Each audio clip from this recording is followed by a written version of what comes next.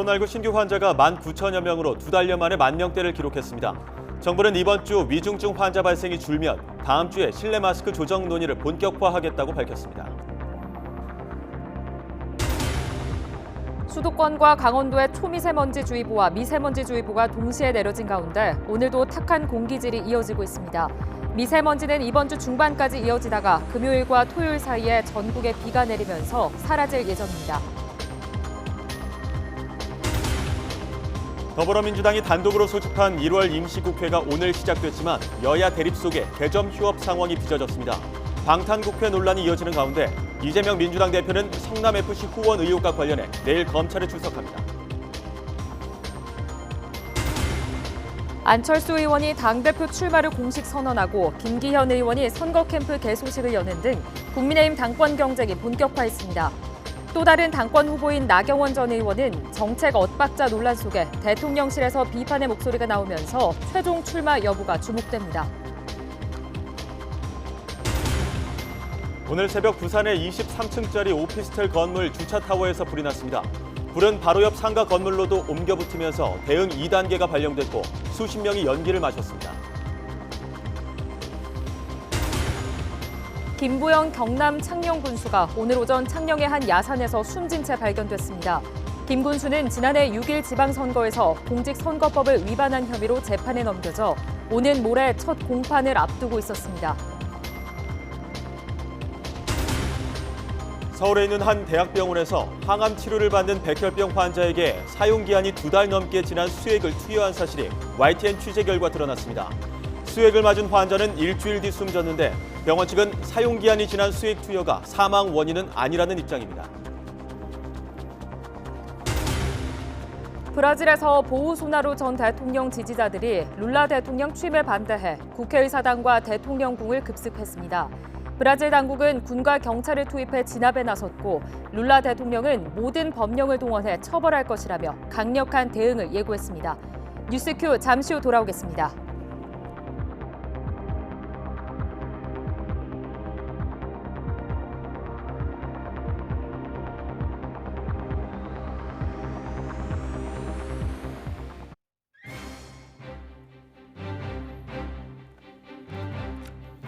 시청자 여러분 안녕하십니까? 가장 빠른 종합뉴스 뉴스큐 시작합니다. 더불어민주당이 단독으로 소집한 임시국회 첫날 국회는 문만 열어둔 채 사실상 공전을 거듭하고 있습니다. 전당대회 2달 앞둔 국민의힘은 이른바 나경원 변수로 출렁이고 있는데요. 오늘 정치큐 여야 의원과 관련 이슈 짚어보겠습니다. 실내 마스크 해제 검토를 눈앞에 두고 중국의 코로나19 폭증이 변수가 되고 있습니다. 중국이 해외여행 제한까지 풀면서 세계 각국이 긴장하고 있는 가운데 중국은 자국 내 감염 상황조차 제대로 내놓지 않고 있습니다. 잠시 후 해설위원실장과 하나씩 알아보겠습니다. 네, 첫 소식 대통령실부터 가보겠습니다. 대통령실과 나경원 저출산 고령사회위원회 부위원장의 갈등이 걷잡을 수 없이 커지고 있습니다. 대통령실은 나경원 부위원장이 윤석열 정부 기조와 맞지도 않는 정책을 자기 정치를 위해 일방적으로 발표했다고 비판하고 있는데요. 해촉 검토에 잦은 사퇴 압박 목소리가 나오는데 윤석열 대통령 의중이 반영됐다는 분석입니다. 취재기자 연결해서 자세히 알아보겠습니다. 조은지 기자. 네, 용산 대통령실입니다. 네, 주말 거치면서 대통령실의 비판 강도가 더 거세진 느낌인데 해촉까지 검토되고 있다고요? 네, 대통령실은 납득하기 어려운 부적절한 처사라는 말로 해촉 가능성을 열어뒀고요. 내부에서는 나 부위원장이 알아서 사퇴해야 한다는 말도 나오고 있습니다. 형식이야 어찌됐든 함께하기는 어렵다는 얘기입니다. 나경원 부위원장은 어제 SNS에 오해를 불러일으켜 유감이지만 돈 없이 해결되는 저출산 극복이 없는 만큼 자신이 제안한 대출 탕감 출산 장려책도 검토해볼 가치가 있다라면서 뜻을 굽히지 않았습니다.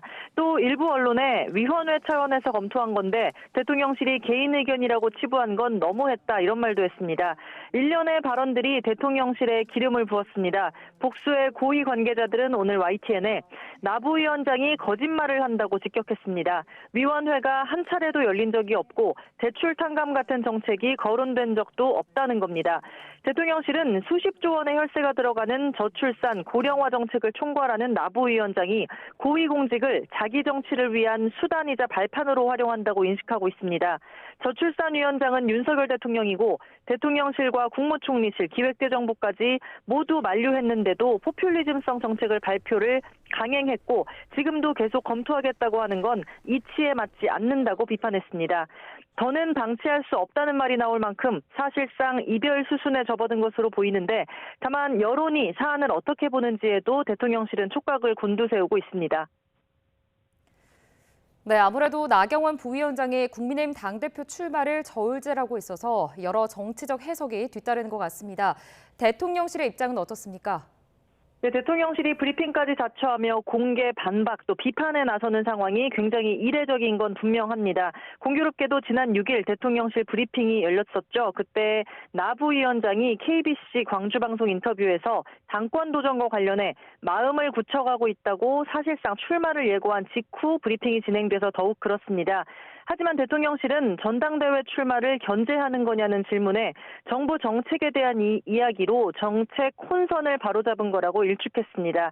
한 여권 핵심 관계자는 YTN에 대통령실은 정책 조율에 특히 민감한데 나경원 부위원장이 해당 발표를 강행해 영린을 건드렸다고 설명했습니다. 앞서 대통령실은 만 5세 입학을 두고 교육부와 또 주 52시간 제도를 놓고 고용노동부와 일부 엇박자를 노출하면서 빈축을 사기도 했습니다. 나경원 부위원장은 지난해 10월 저출산 고령화 관련 정책을 총괄하는 장관급 정무직 부위원장 자리를 맡았고요. 임기는 내년 1월까지입니다. 나 부위원장은 어제 SNS에 글 하나를 적었고 오늘은 외부 일정을 모두 취소한 채 두문불출하고 있습니다.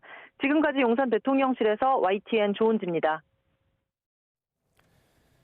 나경원 부위원장의 당대표 출마 여부가 두 달 앞으로 다가온 국민의힘 전당대회의 중대 변수로 떠오른 가운데 다른 당권 주자들은 일제히 나 부위원장 견제에 나섰습니다. 더불어민주당 단독으로 소집한 1월 임시국회가 시작된 가운데 내일 이재명 대표 검찰 출석을 앞두고 여야 공방이 가열되고 있습니다. 국회 취재기자 연결합니다. 조성우 기자. 네, 국회입니다. 네, 먼저 나경원 부위원장 출마 여부에 대해서 명확히 밝히지 않고 있죠? 네, 나경원 부위원장은 출산 장려책으로 언급했던 대출 탕감 방안에 대통령실이 거듭 불쾌감을 드러낸 것이 전당대회 출마 견제라는 해석이 나오는 상황에서 말을 아끼고 있습니다. 나경원 부위원장은 앞서 당대표 출마를 시사하기도 했고 출마 가능성이 크다는 관측이 힘을 얻고 있지만 대통령실과 관계 변화에 고심이 깊어지는 것으로 보입니다. 그러는 사이 다른 주자들은 일제히 나 부위원장에 대한 견제를 강화하고 있습니다.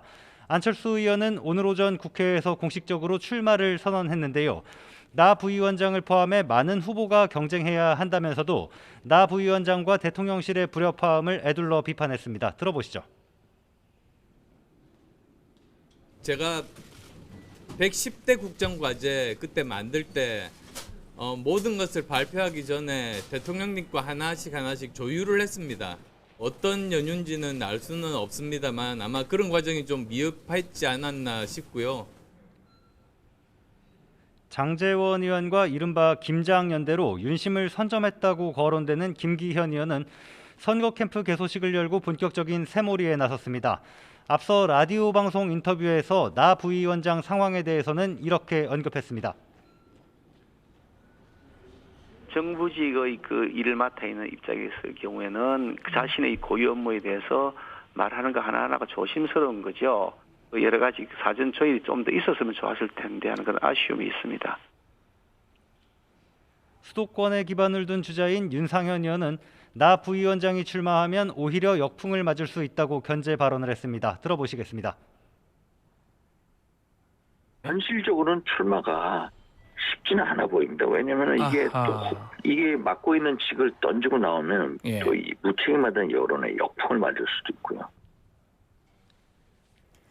네, 민주당 단독으로 소집한 1월 임시국회 회기가 시작됐고 이재명 대표는 내일 검찰에 출석합니다. 관련해서 여야 공방도 이어지고 있죠. 네, 오늘부터 30일 동안 임시국회가 이어지는데요. 사실상 첫날부터 개점 휴업 상태입니다.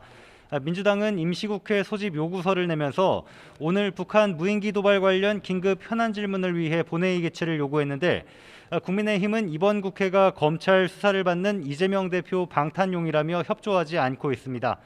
국민의힘 정진석 비상대책위원장은 아침 회의에서 민주당의 임시회 소집은 이 대표 체포동의안이 국회로 오면 부결시키려는 것이라고 주장하면서 민주당도 이 대표와 함께 국회와 민생을 인질로 삼은 공범이라고 날을 세웠습니다.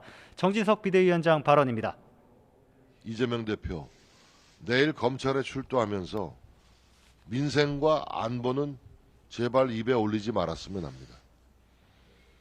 민주당도 범죄 피의자 이재명과 함께 죽겠다는 옥쇄 전략을 이쯤에서 끝내주십시오. 이재명 대표도 정부 여당을 향한 공세 수위를 끌어올렸습니다. 국가의 양대축인 민생과 안보가 뿌리째 흔들리고 있고 가히 참사 정권이라고 할 만하다며 집권 세력 전체가 국정 책임을 망각하고 있다고 질타했습니다. 이 발언도 들어보시겠습니다. 정부 여당은 장군 멍군식의 말폭탄으로 안보 무능을 감추고 당권 싸움에만 정신이 팔려 있습니다. 이 정권이 번데기 정권 같다. 뻔뻔하고 대책 없고 기가 막히다. 이런 얘기를 한다고 합니다. 내일 이 대표 검찰 출석에는 최고위원들을 비롯한 민주당 지도부와 당 관계자들이 대거 참석할 예정인데 국민의힘은 누가 보면 국위선양한 위인인 줄 알겠다고 비꼬았습니다. 지금까지 국회에서 YTN 조성호입니다. 네, 앞서 전해드린 것처럼 이번 논란이 시작된 나경원 부위원장의 대출 탕감 출산 장려책과 관련해 파장은 이어지고 있습니다. 나 부위원장은 헝가리의 경우 신혼부부와 출산 가정의 경제적 지원 정책을 도입한 이후 결혼율이 20% 늘었다고 설명했는데요. 정치적 공방과 별개로 이 정책 자체는 사실인지 신호 기자가 따져봤습니다. 저출산 고령화 사회위원회 나경원 부위원장이 헝가리의 결혼 장려 정책을 언급한 것은 지난해 11월부터였습니다. 헝가리가 그렇게 해갖고 또 어떤 결혼율이 20%가 늘었다는 거예요. 20%. 그러니까 다음에 2019년에 했는데, 근데 출산율까지도 한번 우리가 그 서베이를 해봐야 돼. 헝가리 제도를 좀 더. 우리는 5천만 원 줘서는 안 될 것 같고 한 4배는 줘야 될 것 같은데. 실제로 헝가리 정부는 지난 2019년 7월 신부가 41세 이하인 커플이 결혼하면 3만 3천 달러, 우리 돈 약 4천만 원을 빌려주고 5년 내 아이 셋을 낳으면 대출금 전액을 탕감해주는 정책을 도입했습니다. 헝가리 통계청 자료를 보면 혼인 건수가 2018년 5만 건 정도에서 2021년 7만 2천여 건으로 늘었습니다. 인구 1000명 기준으로는 5.2건에서 7.4건으로 증가했습니다. 같은 기간 우리나라의 혼인율은 5.0에서 3.8까지 줄었습니다. 헝가리 정부의 출산 기대 정책은 이 같은 효과 때문에 유럽 언론의 주목을 받기도 했습니다. 지금 헝가리도 계속 인구 감소가 지금 정말 가파르게 지금 일어나고 있거든요. 그리고 지금 해외로 또 이제 헝가리 사람들 지금 많이 지금 노동 인구가 지금 이제 많이 나가고 있어서 헝가리에서는 정말 절실하게 하고 있는 정책 중에 하나입니다. 따라서 헝가리식 출산 정책이 결혼율을 20% 이상 올렸다는 나 부위원장의 발언은 사실입니다. 그렇지만 이 정책이 궁극적으로 지향하는 출산율 견인에 그만큼의 효과를 낼 수 있을지는 아직 기대의 영역입니다. 헝가리의 합계 출산율은 2018년 1.49에서 2021년 1.59로 상승했지만 소폭입니다. 2021년 헝가리의 1인당 국내 총생산이 우리나라의 절반 정도여서 비슷한 효과를 보기 위해서는 대출금의 규모도 훨씬 커야 하기 때문에 우리 재정이 감당할 수 있는 수준인지도 검토돼야 할 것으로 보입니다. YTN 신호입니다. 윤석열 대통령 지지율이 연말에 이어 새해 첫 조사까지 4주 연속 40%대를 유지하고 있다는 여론조사 결과가 나왔습니다. 리얼미터가 미디어 트리뷴 의뢰로 지난 2일부터 닷새 동안 전국 만 18세 이상 2,505명에게 물은 결과로 윤 대통령의 국정수행 긍정평가는 40.9%로 지난주보다 0.9%포인트 상승했고 부정평가는 55.9%로 지난주보다 1.3%포인트 내렸습니다. 윤 대통령 지지율은 지난해 12월 3주 차이에 41.1%로 24주 만에 40% 선을 회복했는데 지난주 소폭 하락했다가 이번 주 반등하며 4주째 40%대를 유지했습니다. 정당 지지율은 더불어민주당이 지난주보다 1.6%포인트 내려 43.9%, 국민의힘은 1.2%포인트 올라 40.4%를 기록했습니다. 자세한 사항은 리얼미터나 중앙선거 여론조사심의위원회 홈페이지를 참조하면 됩니다. 성남FC 후원금 의혹과 관련해 더불어민주당 이재명 대표가 내일 검찰에 출석합니다. 검찰과 이 대표 측은 조사 과정에서 제3자 뇌물 혐의를 놓고 팽팽히 맞설 것으로 관측됩니다. 취재기자 연결합니다. 김태원 기자. 네, 사회 일부입니다. 네, 민주당 이재명 대표 내일 몇 시에 검찰에 출석합니까? 이재명 대표는 내일 오전 10시 반 수원지방검찰청 성남지청에 출석합니다. 이 대표 측은 조사에 앞서 이 대표가 직접 검찰 수사와 관련해 필요한 이야기를 할 것이라고 밝혔습니다. 민주당 지도부도 이 대표와 동행할 예정입니다. 지난 대선 시기 불거진 여러 의혹 사건 가운데 이 대표가 직접 조사를 받는 건 이번이 처음입니다. 이 대표는 지난 주말 모든 일정을 비우고 검찰 수사에 대비했고 검찰 역시 질문지를 다듬으면서 조사에 만전을 기한 것으로 전해졌습니다. 내일 성남지청 주변에는 이 대표 지지자 1,500여 명과 보수단체 500여 명이 모일 것으로 예상됩니다. 경찰은 혹시 모를 충돌에 대비해 기동대 10개 중대 등 800여 명을 투입하고 성남지청 역시 청사주차장을 비우는 방안을 검토하고 있습니다. 네, 내일 조사에서 양측이 다툴 이 대표의 혐의도 정리해 주시죠. 네, 검찰이 성남FC 후원금 의혹과 관련해 이 대표에게 적용한 건 제3자 뇌물죄 혐의입니다.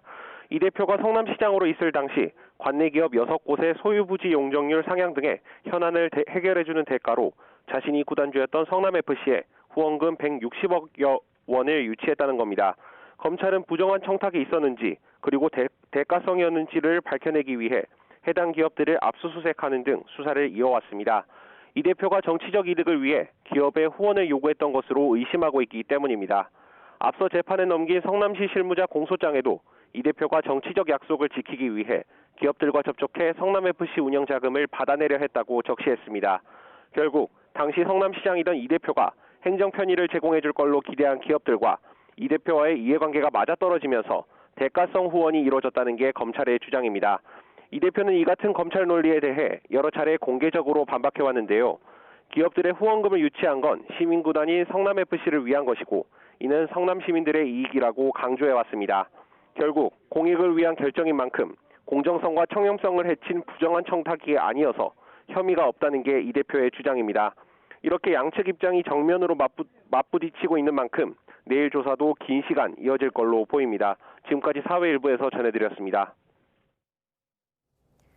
한겨레 신문 류익은 편집국장이 소속 간부와 화천대유 대주주 김만배 씨와의 돈거래 논란으로 사퇴했습니다.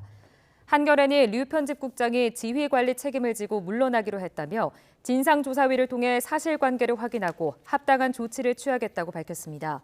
한겨레 간부 A씨는 김만배 씨에게 1억 5천만 원짜리 수표 4장을 받은 사실이 드러났는데 6억 원을 빌렸다가 대장동 사건이 터지기 전 2억 원을 갚았다고 해명했습니다. 사흘째 미세먼지 공습이 이어진 가운데 오늘도 중국발 스모그에 잔류한 황사의 영향으로 대기질이 좋지 않습니다. 이번 미세먼지는 주 중반까지 계속될 것으로 보이는데요. 취재기자 연결해 자세한 내용 알아보겠습니다. 정혜윤 기자. 네, 문화생활과학부입니다. 네, 주말만큼은 아닌데 오늘도 미세먼지가 여전했습니다. 당분간은 더 견뎌야 한다고요? 네, 그렇습니다. 이번 주에도 주 중반까지는 미세먼지와 초미세먼지 농도가 나쁨 수준을 유지할 전망입니다. 국립환경과학원은 중국발 스모그와 국내 오염물질의 황사까지 겹치면서 지난 주말과 휴일 최악의 공기질을 보였다고 밝혔습니다. 오늘은 황사가 대부분 물러났지만 국내외 오염물질에 잔류한 황사가 영향을 주면서 여전히 평소보다 높은 수치를 보였습니다. 다만 이 서울 경기 지역은 시간당 미세먼지 평균 농도가 오후 3시 이후 100마이크로그램 이하로 떨어지면서 주의보가 대부분 해제됐고 또 호흡기에 더 안 좋은 초미세먼지 농도도 서울 기준 36마이크로그램 정도로 주의보 해제 기준에 가까워진 상태입니다. 최악의 상황은 넘긴 셈입니다. 하지만 아직은 안심할 수 없습니다. 당분간은 대기 정체가 지속할 것으로 보이기 때문에 초미세먼지 농도가 다소 높은 수준을 유지할 가능성이 큽니다.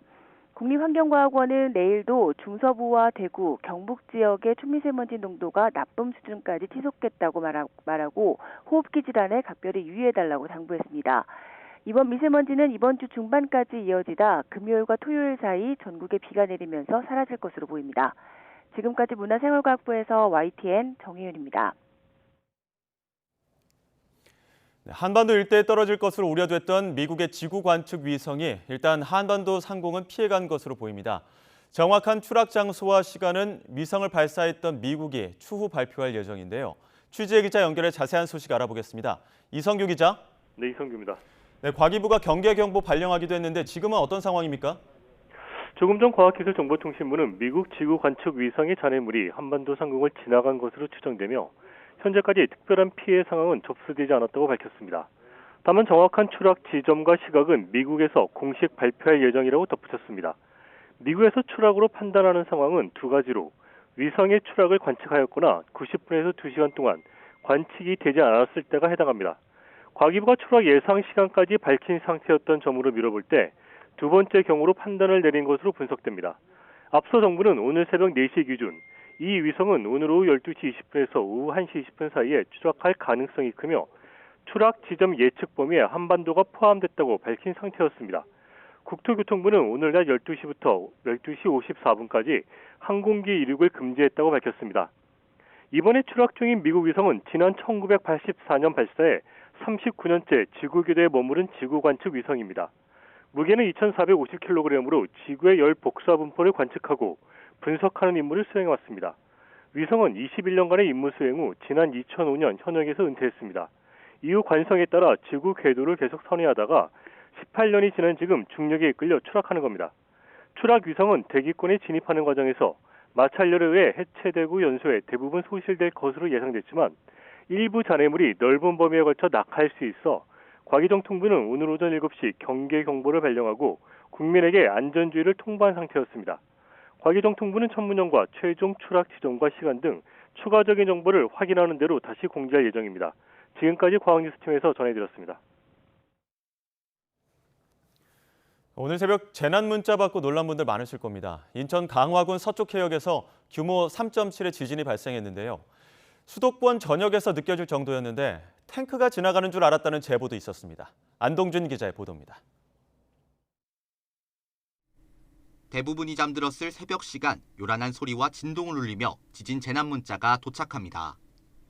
오늘 새벽 1시 28분쯤 인천 강화군 서쪽 해역에서 규모 3.7의 지진이 발생한 겁니다.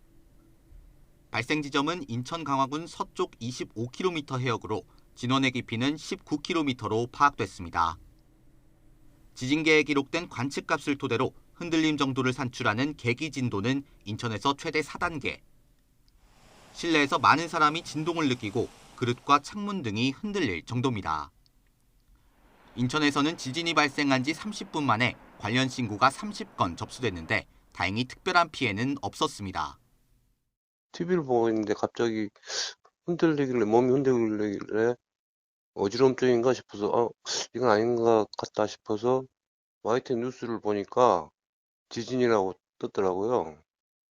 인천에서 발생한 지진은 서울과 경기도 등 수도권에서도 느껴졌습니다. 경기도는 최대 3단계, 서울에서는 최대 2단계를 기록했는데 실제로 지진 발생 이후 수도권 전역에서 진동을 느꼈다는 제보가 쏟아졌습니다. 자려고 누워있는데 침대가 막 갑자기 흔들리더니 탱크 지나가는 것처럼 막 흔들리더라고요. 너무 무섭죠. 뭐 전쟁 난 건가 싶기도 하고. 한반도와 그 주변 해역에서 규모 3.5 이상 지진이 발생한 건 지난해 10월 29일 충북 괴산군에서 규모 4.1 지진이 일어난 이후 70여일 만입니다. 기상청은 지진 발생 인근 지역에서 지진으로 인한 지면 진동을 느낄 수 있는 만큼 안전에 유의해달라고 당부했습니다. YTN 안동준입니다. 연일 계속되는 고공 물가 속에 편의점 커피를 찾는 소비자들이 늘고 있다고 합니다. 비교적 저렴한 커피를 찾는 건데 커피 한 잔 가격이라도 더 아끼려는 소비자의 심리가 반영된 것으로 보입니다. 현장에 나가 있는 취재기자 연결합니다. 임성재 기자. 네, 서울 강남구에 있는 편의점에 나와 있습니다. 네, 임 기자, 오늘 아침부터 편의점에 나가 있는데 소비자들이 어떤 품목을 좀 많이 찾던가요?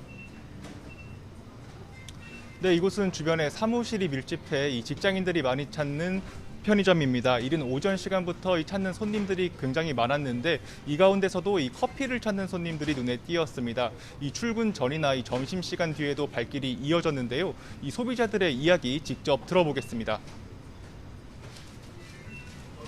커피값이 비싸서 좀 부담이 많이 됐는데 편의점 커피는 저렴하기도 하고 또 이제 금방 가져갈 수 있어서 자주 마시고 있습니다. 4,000~5,000원 하는데 요거 이제 뭐 반의 반값 정도밖에 안 되니까. 직장 동료 따라서 처음 와봤는데 이제 생각보다 값도 저렴하고 또 빨리 나오는 게 괜찮아서 앞으로도 자주 이용을 할 것 같아요. 편의점 본사는 최근 들어 이 커피 매출이 눈에 띄게 늘었다고 설명합니다. 실제 커피 머신으로 원두를 직접 내려서 마시는 커피 상품의 경우 지난해 하반기부터 동기 대비 20% 넘게 매출이 늘었습니다. 현재 이곳 편의점에서 판매하는 에스프레소나 아메리카노 가격은 1,000원 초반대입니다.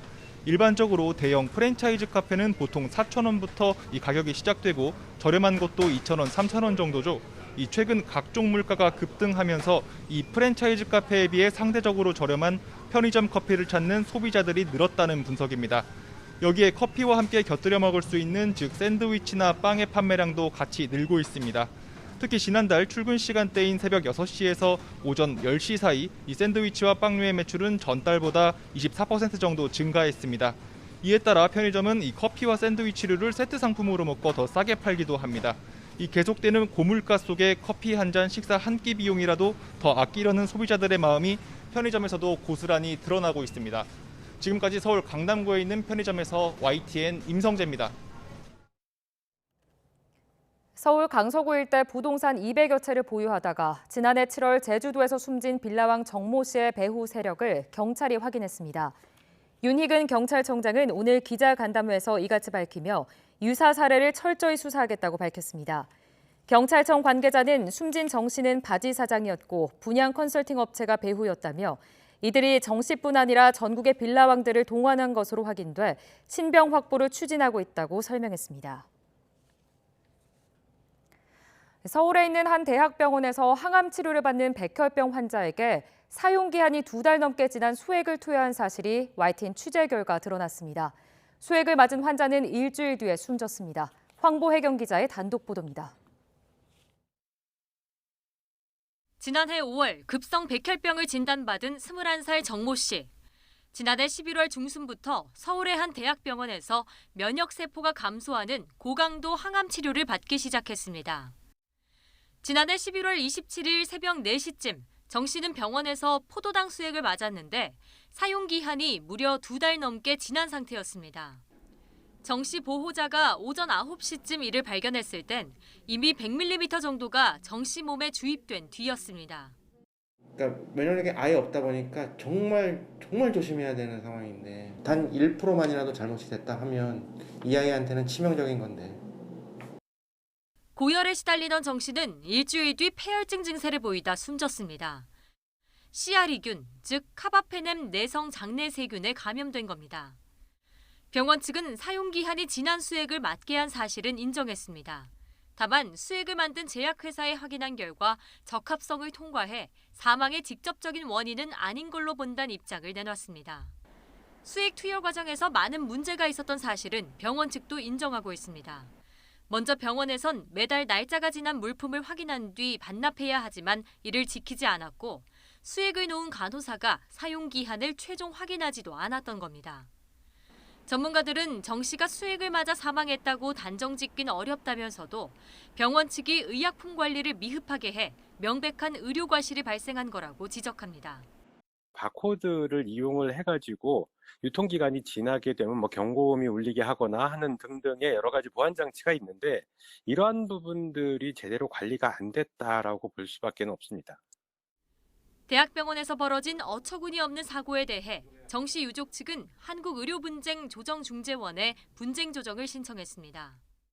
이거하고 아이가 사망한 거에 대해서 직접적인 연관성이 정말 없기 때문에 그렇게 병원 쪽에서 얘기를 하는 건지 그게 너무 궁금한 거죠. 병원 측은 YTN 취재가 시작되자 뒤늦게 해당 간호사에 대한 징계 절차를 논의하고 있습니다. YTN 황보혜경입니다. 이태원 참사에 대한 경찰 수사가 마무리 단계에 접어든 가운데 공무원 노조가 이른바 윗선 수사는 사실상 무산됐다고 비판했습니다. 공무원 노조는 오늘 기자회견을 열고 정부와 경찰이 참사 발생의 책임을 말단 공무원들에게만 물으면서 책임을 회피하고 있다고 지적했는데요. 직접 들어보시죠.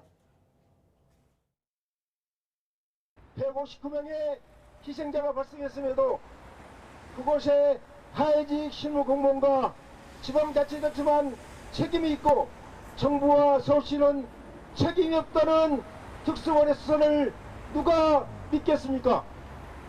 이제라도 철저한 수사를 통해서 진상을 규명하고 책임자를 처벌하는 것이 억울하게 희생된 159명의 희생자들에게 진심으로 보도하는 일임을 알아야 합니다. 특수본은 수차례 수색과 엄중조사로 이미 모든 증거를 확보했음에도 증거인멸과 직무유기 운운하며 말단 실무부서 현장 공무원을 구속하여 참사의 책임을 말단 공무원에게 덧씌우고 있다. 이는 참사의 책임을 정부와 대통령실로 향하는 것을 막기 위해 지역적 책임을 내세우며 말단 공무원에게 모든 책임을 넘기는 것이다. 지난해 6일 지방선거 당시 공직선거법을 어긴 혐의로 기소돼 모레 첫 재판을 앞뒀던 김부영 경남 창녕 군수가 오늘 오전 숨진 채 발견됐습니다. 경찰은 김 군수가 어제 귀가하지 않았다는 가족의 신고를 받고 수색에 나서 오늘 오전 9시 40분쯤 경남 창녕군 퇴천리의 한 야산 등산로에서 김 군수의 시신을 발견했습니다. 김 군수는 오늘 연차를 내고 출근하지 않았는데 경찰은 스스로 목숨을 끊은 것으로 보고 정확한 사망 원인을 조사하고 있습니다. 김 군수는 지방선거 당시 다른 후보의 표를 분산시키려 지인을 민주당 창녕군수 후보로 나가게 하는 등 선거인 매수 혐의로 재판에 넘겨졌는데 변호인을 통해 혐의를 부인해왔습니다. 지난해 강원도에서 레저보트가 전복돼 장애 청소년이 물에 빠져 숨지는 사고가 있었습니다. 사고 발생 반년이 넘게 지났고 경찰도 수사를 마무리했는데 유족들은 이해할 수 없는 부분이 있다고 주장하고 있습니다. 홍성욱 기자가 취재했습니다. 강원도 춘천 의하모에 있는 수상 레저시설. 사고는 지난해 7월 발생했습니다. 장애 청소년 레포츠 캠프 중 참가 학생과 장애인 체육회 직원 등 10명이 탄 보트가 전복됐습니다. 업체 직원이 물에 빠진 사람들을 구조했지만 학생 한 명이 보트에 남아있다는 것을 뒤늦게 알아차렸습니다. 나중에 확인해보니까 다시 세보니까 한 명이 없는 것을 이제 뒤늦게 확인을 했다는 겁니다. 잠시 뒤 18살 A군을 찾았지만 의식을 잃은 상태였고 병원으로 옮겨졌지만 결국 숨졌습니다. 아이들 해봐야 10명 정도 탄 이 사고에서 어느 한 분도 인원 파악을 제대로 못했다라는 점, 이 부분은 분명히 이 기관에서는 분명히 책임을 져줘야 된다고 좀 생각을 합니다.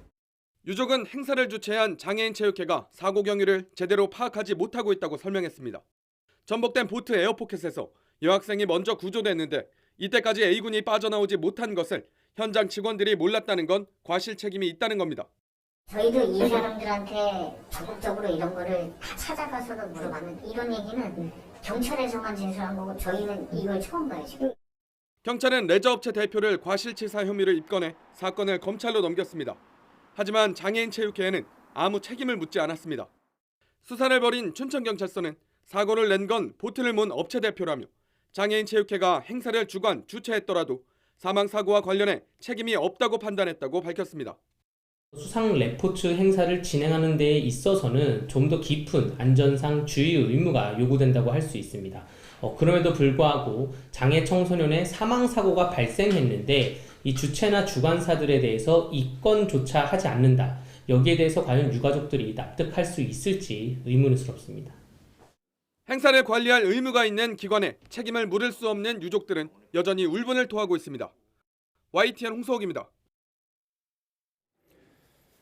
네, 국민의힘 전당대회가 2달 앞으로 다가왔습니다. 당권 주자들의 출정식이 잇따르는 가운데 나경원 저출산 고령사회위원회 부위원장의 출마 여부가 핵심 변수로 떠오르고 있습니다. 또 내일 이재명 민주당 대표가 검찰에 출석해 어떤 메시지를 내놓을지도 주목됩니다. 전국 이슈를 짚어보는 정치큐. 오늘은 박수영 국민의힘 의원, 박상혁 더불어민주당 의원과 함께 전국 진단해 보겠습니다. 두 분 어서 오십시오. 네, 안녕하십니까. 먼저 앞서 말씀드린 것처럼 국민의힘 전당대회 최대 이슈 나경원 변수가 떠오르고 있습니다. 뭐 정책을 두고 나경원 부위원장이 뭐 빚을 탕감해주는 출산시에 빚을 탕감해주는 내용의 출산 장려책을 언급한 이후에 또 대통령실도 강도 높게 비판을 했는데 이러한 상황이 나 전 의원 당권 도전과 관련해서 대통령실의 견제구다 이런 해석들도 있는데 어떻게 보십니까? 나경원 전 의원은 저희 당으로 봐서는 굉장히 그 소중한 자산입니다. 예. 사선 보기 드문 여성 사선 의원이고 원내대표직도 수행을 했었거든요. 그래서 매우 중요한 인물이기 때문에 중요한 임무를 맡긴 것이죠. 저출산 고령사회위원회 부위원장이 위원장이 대통령이 중요한 자리입니다. 그래서 그걸 잘 해주시기라고 믿고 맡긴 것입니다. 그런데 이 공직의 무게를 정확하게 계산을 못했는지 지금 하실 일은 여기서 성과를 내야 되는데 그 성과를 내기보다는 당대표 출마를 위한 디딤돌로 활용하는 듯한 느낌 이런 게 있고 이런 중요한 정책에 대해서는 대통령실이라든지 기재부 돈이 이게 12조 내지 16조가 드는 사업이라고 하거든요. 큰 돈이 들기 때문에 관련 부처하고 협의도 중요한데 이게 마무리되지 않은 상태에서 성급하게 나가다 보니까 고령사회 부위원장이 저출산 고령사회 부위원장이 이런 정책을 내면 정부의 정책이라고 믿을 가능성이 매우 높거든요. 그래서 빨리 용산 대통령실에서 그건 대통령 정책과는 다르다라고 제어를 한 것으로 이해할 수 있겠습니다. 나경원 전 의원이 부위원장이고 대통령이 지금 위원장이란 말이죠. 그런데 이제 위원장과 협의 없는 어떤 정책들이 발표가 되니까 대통령실에서도 각을 세우고 있는 건데 이 부분에 대해서는 야당 입장에서 어떻게 보십니까? 그러니까 한마디로 말해서 저는 이게 제왕적 대통령제의 우리가 타파해야 할 모습이 윤석열 정부를 들어서 다시 나타나고 있는 것이 아닌가라는 생각이 듭니다. 먼저 정책의 난맥상이 하나 당연히 있는 것이고요.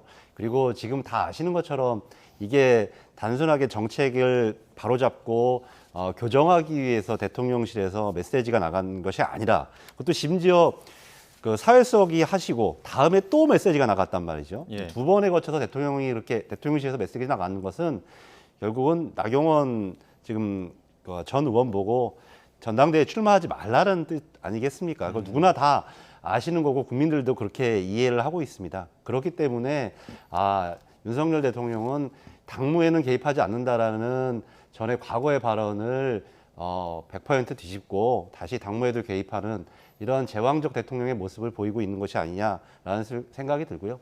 결국 윤심이 없으면 뭐 당심도 없다라는 당권도 없다라는 그런 것을 다시 한번 목도하고 있다고 생각합니다. 예, 전당대회 출마하지 말라는 메시지를 누구나 알고 있다 이런 말씀해 주셨는데 박수영 의원님 SNS에 글 올리셨잖아요. 지지율 좀 높다고 해서 뭐 반하는 행동은 좀 정책이 맞지 않다 이렇게 말씀하셨는데 이거 나경원 전 의원 말씀하시는 겁니까? 나경원 의원도 있고 다른 분들도 지지율 조금 높다고 이제 대통령님에 대해서 비난하고 반대되는 입장을 강하게 표현하시는 분들이 계신데 저는 이게 우리 당원들한테는 굉장히 아픈 부분인 것이 저희가 기억하고 있거든요. 전 이준석 당대표 있을 때에 대통령이라든지 우리 후보들에 대해서 반대를 하고 내부적으로 총질을 하는 이런 것들 때문에 우리 당이 분열되고 지지율이 떨어져서 대선을 겨우 이기게 됐던 것이거든요. 이런 걸 감안하면 우리 당원들 그 부분에 대해서는 트라우마 같은 게 있다고 생각합니다. 따라서 이게 뭐 반대를 하고 이런 게 건전한 비판은 좋지만 비난을 한다든지 또는 협의가 안 된 정책 이게 아까 우리 박상혁 의원님께서는 대통령과 협의를 말씀하셨는데 기재부와 협의도 굉장히 중요한 것이거든요. 돈이 드니까. 근데 그런 협의 과정 거치지 않고 나갔다는 것이 공직의 무게에 대한 좀 판단이 흐린 게 아닌가 하는 생각을 하게 만들어서 제가 SNS에 글을 올린 것입니다. 지금 이 상황을 보면 물론 뭐 확실하게 출마 선언을 하진 않았지만 이제 당권 주자들 가운데 나경원 부위원장이 당심은 어느 정도 확보한 모습인데 지금 이 상황이 윤심과 좀 거리가 멀어지는 듯한 모습을 보이고 있습니다. 그런데 과연 나경원 부위원장 출마를 할까요, 안 할까요? 저는 지금 나경원 부위원장이 출마 고심을 하고 있다고 듣고 있습니다. 그런데 결국은 출마를 안 하는 것이 본인을 위해서 좋고 당을 위해서 좋은 게 아니냐. 무리하게 출마를 해서 뭐 용산하고 충돌하는 이런 당 대표를 만들면 제2의 이준석, 제2의 유승민이라는 벼로가 붙을 가능성이 있기 때문에 본인의 정치적 미래를 위해서도 출마는 하지 않는 것이 좋다. 또 그렇게 갈 만큼 사선 의원으로서의 정치적 역량과 판단력을 갖추고 있다 이렇게 믿고 싶습니다. 예. 야당에서 보시기에는 나오시는 게 좀 나을까요? 아니면 안 나오시는 게 나을까요? 뭐 야당의 입장이 뭐 따로 정해져 있는 것은 아니고 예. 제가 볼 때 좀 전에도 뭐 박수영 의원님도 얘기하셨지만 나경원 의원이 4선에 예. 원내대표까지 하신 분입니다. 윤석열 대통령보다 정치를 오래 하신 분이에요. 예. 그런데 이런 상황에서 당대표를 출마하지 않는다라고 한다면 과연 정치적 미래가 있을까요? 그리고 저는 뭐 제가 다른 정당이기 때문에 당 내부 사정까지 이렇게 평가하는 것은 뭐 좀 적절치 않을 수는 있지만 적어도 전당대회라고 한다면 국민들에게 지금 윤석열 정부 대통령도 불안한데 이 정당이 집권 여당이 그런 부분을 좀 교정해주고 불안감을 해소해줄 수 있는 그런 전당대회가 되어야 되는데 예. 오히려 지금 보면 서로 누가 윤심과 가깝냐 이런 경쟁들을 하면서 국민들에게 이 불안만 주고 있는 전당대회가 되고 있는 것은 아닌가 그런 점에서 좀 안타깝다는 생각도 듭니다. 예. 지금 오늘 오전에 또 한편에서는 안철수 의원이 당대표 출마를 공식 선언했습니다. 지난 대선 당시 윤 대통령과의 단일화 언급하고 또 윤 대통령과의 인연 특히 강조했습니다. 윤 힘이다, 운명 공동체다, 뭐 정치적 미래다, 뭐 이런 얘기 많이 하셨는데 출마 선언 어떻게 보셨습니까? 예, 우리 안철수 의원께서도 사실 우리 당의 굉장히 중요한 자산이고요. 지난번 대선 과정에서 결정적인 결심을 하셔가지고 예. 후보 단일화를 했지 않습니까? 그래서 크게 기여하셨고 또 이제 우리 인수위원장도 맡아주셨던 중요한 분입니다. 그래서 정치적 운명 공동체 말씀하셨는데 우리 당의 당원들 모두가 대통령과 정치적 운명 공동체라고 생각을 합니다. 예. 여러 가지 좋은 말씀 주셨는데 다만 제가 염려스러운 것은 그 수도권 후보가 나와야 된다. 수도권에서 당대표 나와야 된다는 수도권 당대표론을 말씀하셨는데 그건 꼭 맞는 것 같지는 않습니다. 예전에 우리 기억하시겠지만 황교안 대표가 수도권 출신인데 총선을 치러가지고 우리가 대패를 한 적이 있거든요. 예. 승리의 관건은 그게 아니라 우리 윤석열 대통령께서 성공을 하시느냐 안 하시느냐, 얼마나 좋은 정책으로 수도권 유권자들의 어필하느냐 안 하느냐 이게 문제이지 당 대표가 수도권 출신이다 이것 자체가 중요한 건 아니라고 생각합니다. 예. 출마 선언 보면 그래도 수도권에서 어느 정도 표심을 얻어야 민주당을 견제할 수 있는 힘을 가질 것이다 이렇게 또 관련 내용도 이야기했거든요. 민주당 보시기에는 출마 선언 어떻게 보셨습니까? 오기 전에도 전문을 다시 한번 잘 읽어봤는데 안철수 대표가 내세울 수 있는 정확한 강점들은 본인이 얘기한 것 같아요. 본인이 단일화한 부분, 인수위원장 한 부분 얘기는 했는데 과연 지금 안철수 후보가 이번 전당대회를 통해서 지금 별로 가능성이 많지 않잖아요.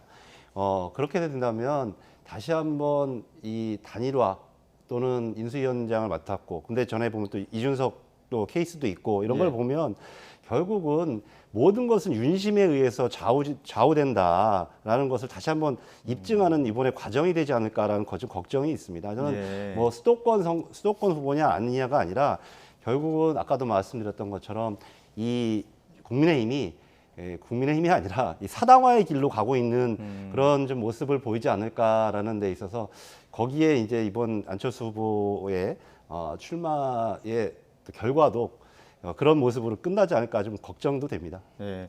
윤심이 어느 정도 당락을 좌우할 것이다 이렇게 앞서 계속 말씀하셨는데 윤심 어디에 있다고 보십니까? 저는 윤심이 어디에 있느냐 딱 이걸 정했다기보다도 그 윤심이라는 것을 구애하고 있는 모습 자체가 굉장히 안타까운 거죠.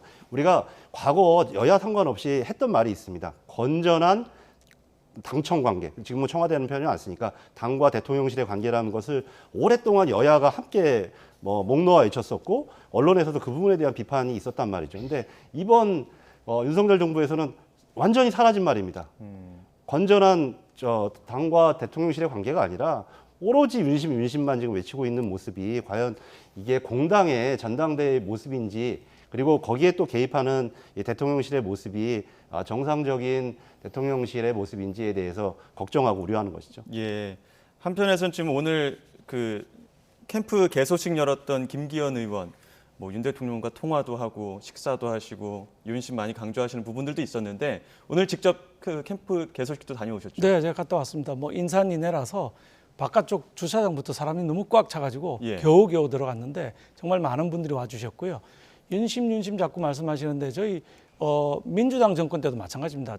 청와대 그때 당시 청와대죠. 청와대 지시로 통과시키는 엉터리 같은 법들이 한두 개가 아니거든요.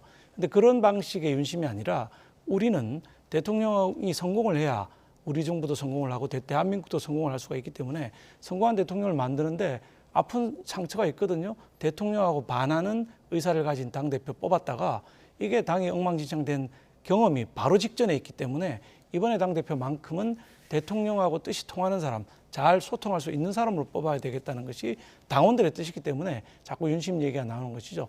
대통령이 원하는 사람이 아니라 대통령과 잘 소통할 수 있는 사람이 필요한 것이 이번 우리 전당대회의 모습입니다.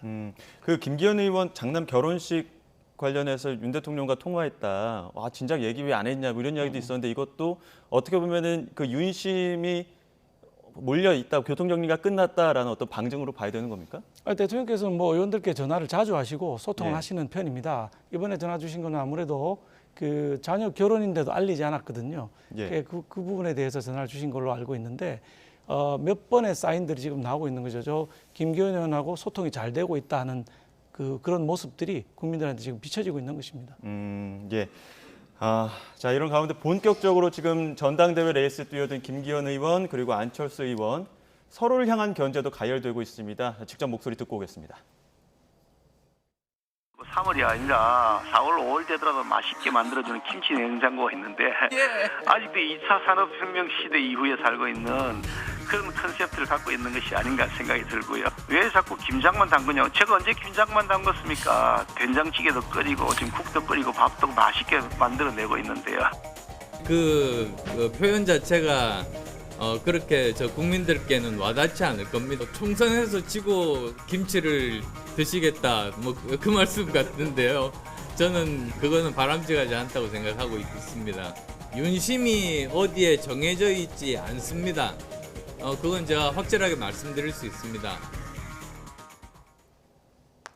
네, 본격적으로 김장 논쟁 계속되고 있는데 이거 좀 어떻게 바라보고 계십니까? 예, 뭐 이제 시작이니까 예. 가벼운 농담 쪽에 공방이 오고 간 거예요. 건투로 보면 이제 본격적인 시합 전에 예. 잽을 날리는 뭐 이런 정도가 아닌가 생각하고 앞으로 이제 본격적으로 당을 어떻게 개혁하고 대한민국을 어떻게 만들어 나가겠다는 본격적인 논쟁이 될 거라고 보고 있고요. 제가 뭐 사견을 하나 말씀드린다면 김치 논쟁, 김장 논쟁은 아주 좋은 거라고 생각합니다. 왜 우리 국민들 다 김치 좋아하고 예. 우리 김치만큼 또 우리 대한민국 대표 음식이 없는 거 아닙니까? 대표를 뽑는데 대표 음식 논쟁한 거는 뭐 나쁜 거 하나도 없다 이렇게 보고 있습니다. 예, 박상은 의원님 또 과거에 안철수 의원 캠프 부대변인도 하시지 않았습니까? 안철수 의원의 어떤 지금 김치 논쟁 이거 좀 어떻게 바라보고 계십니까? 근데 그 전에 먼저 말씀드리고 싶은 게 우리 박수영 의원님은 이준석 대표 얘기를 하시는데 오히려 박근혜 정부 시절에 우리 이정현 전 의원이 대표를 하셨어요. 예. 그 기억을 보시면 그때 과연 이정현 대표만큼 박근혜 대통령과 당시에 소통되는 사람이 누가 있었겠습니까? 정치적 오랫동안 같이 해왔고 청와대에서도 모시기도 했고. 근데 과연 그래서 그 정당의 지지율이 올랐던가? 그러니까 그런 부분들 오히려 국민들이 생각하는 것은 그러니까 대통령실에서 조금 부족하고 어려움이 있다면 그것을 집권 여당에서 잡아주기를 바라는 게 정상적인 이 국민들의 마음인데 그런 부분에 대해서 저는 여야 상관없이 한꺼번에 이런 부분에 대해서 냉철하게 좀 판단을 해야 될 거라고 생각합니다.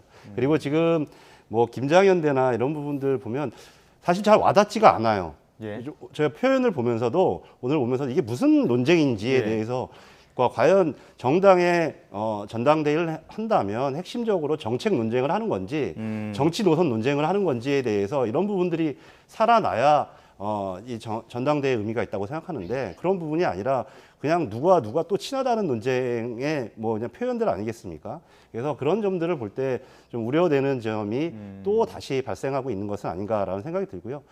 이건 여야 상관없이 함께 우리가 정치인으로서 고민해야 할 반대 최근에 이 국민의힘에서 그런 부분이 더 심화되고 있다는 게 정말 안타깝습니다.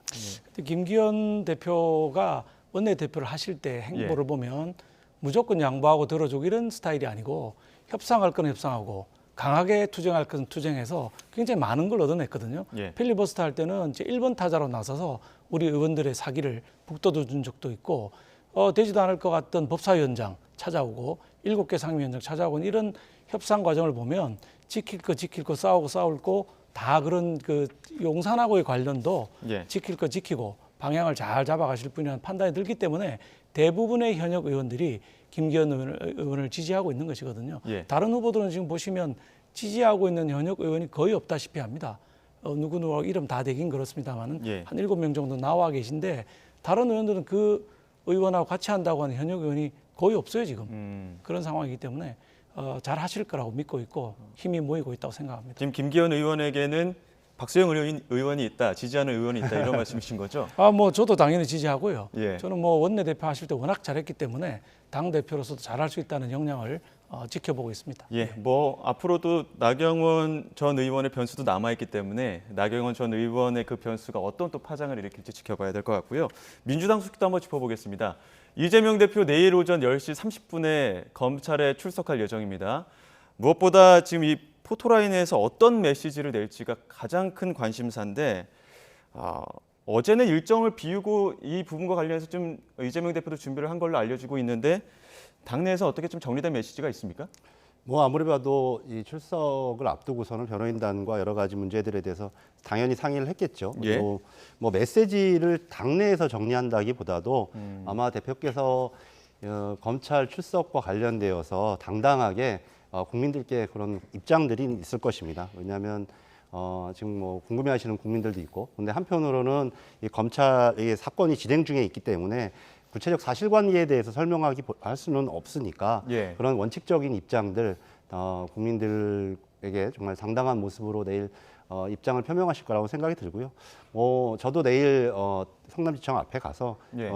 대표님께 좀 힘을 함께 북돋으려는 생각도 가지고 있습니다. 이게 관련 혐의와 관련된 입장은 아니더라도 어쨌든 대외적인 메시지를 내겠다 이런 말씀하셨는데 결국엔 대통령실에 대한 뭐 입장을 낼까요? 검찰공화국 얘기, 정치적인 보복 얘기 늘 하시던 말씀 그대로 하실 거라고 생각합니다.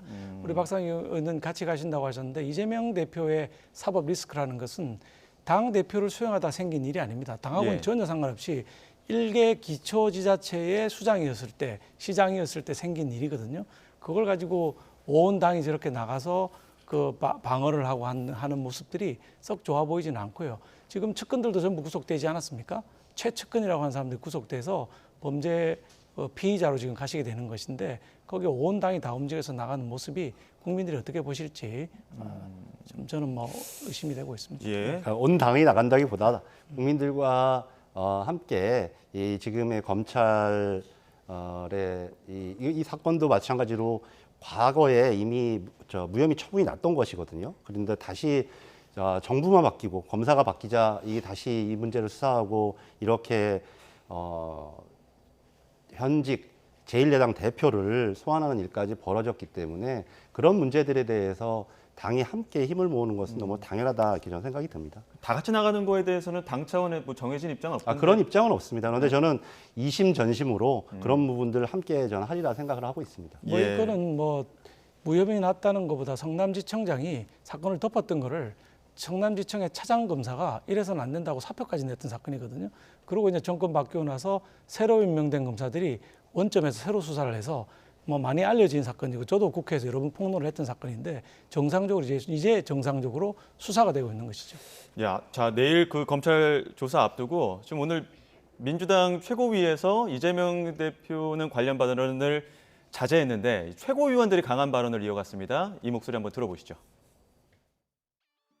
0.7% 차이로 패배한 자신의 대선 경쟁자를 유치하게, 치졸하게, 악랄하게 선거법으로 기소하고 이미 경찰이 무혐의 처분한 죽은 사건을 다시 되살려 어떻게든 죽이겠다는 정적 제거, 정적 숙청을 하려는 정권은 오래가지 못합니다.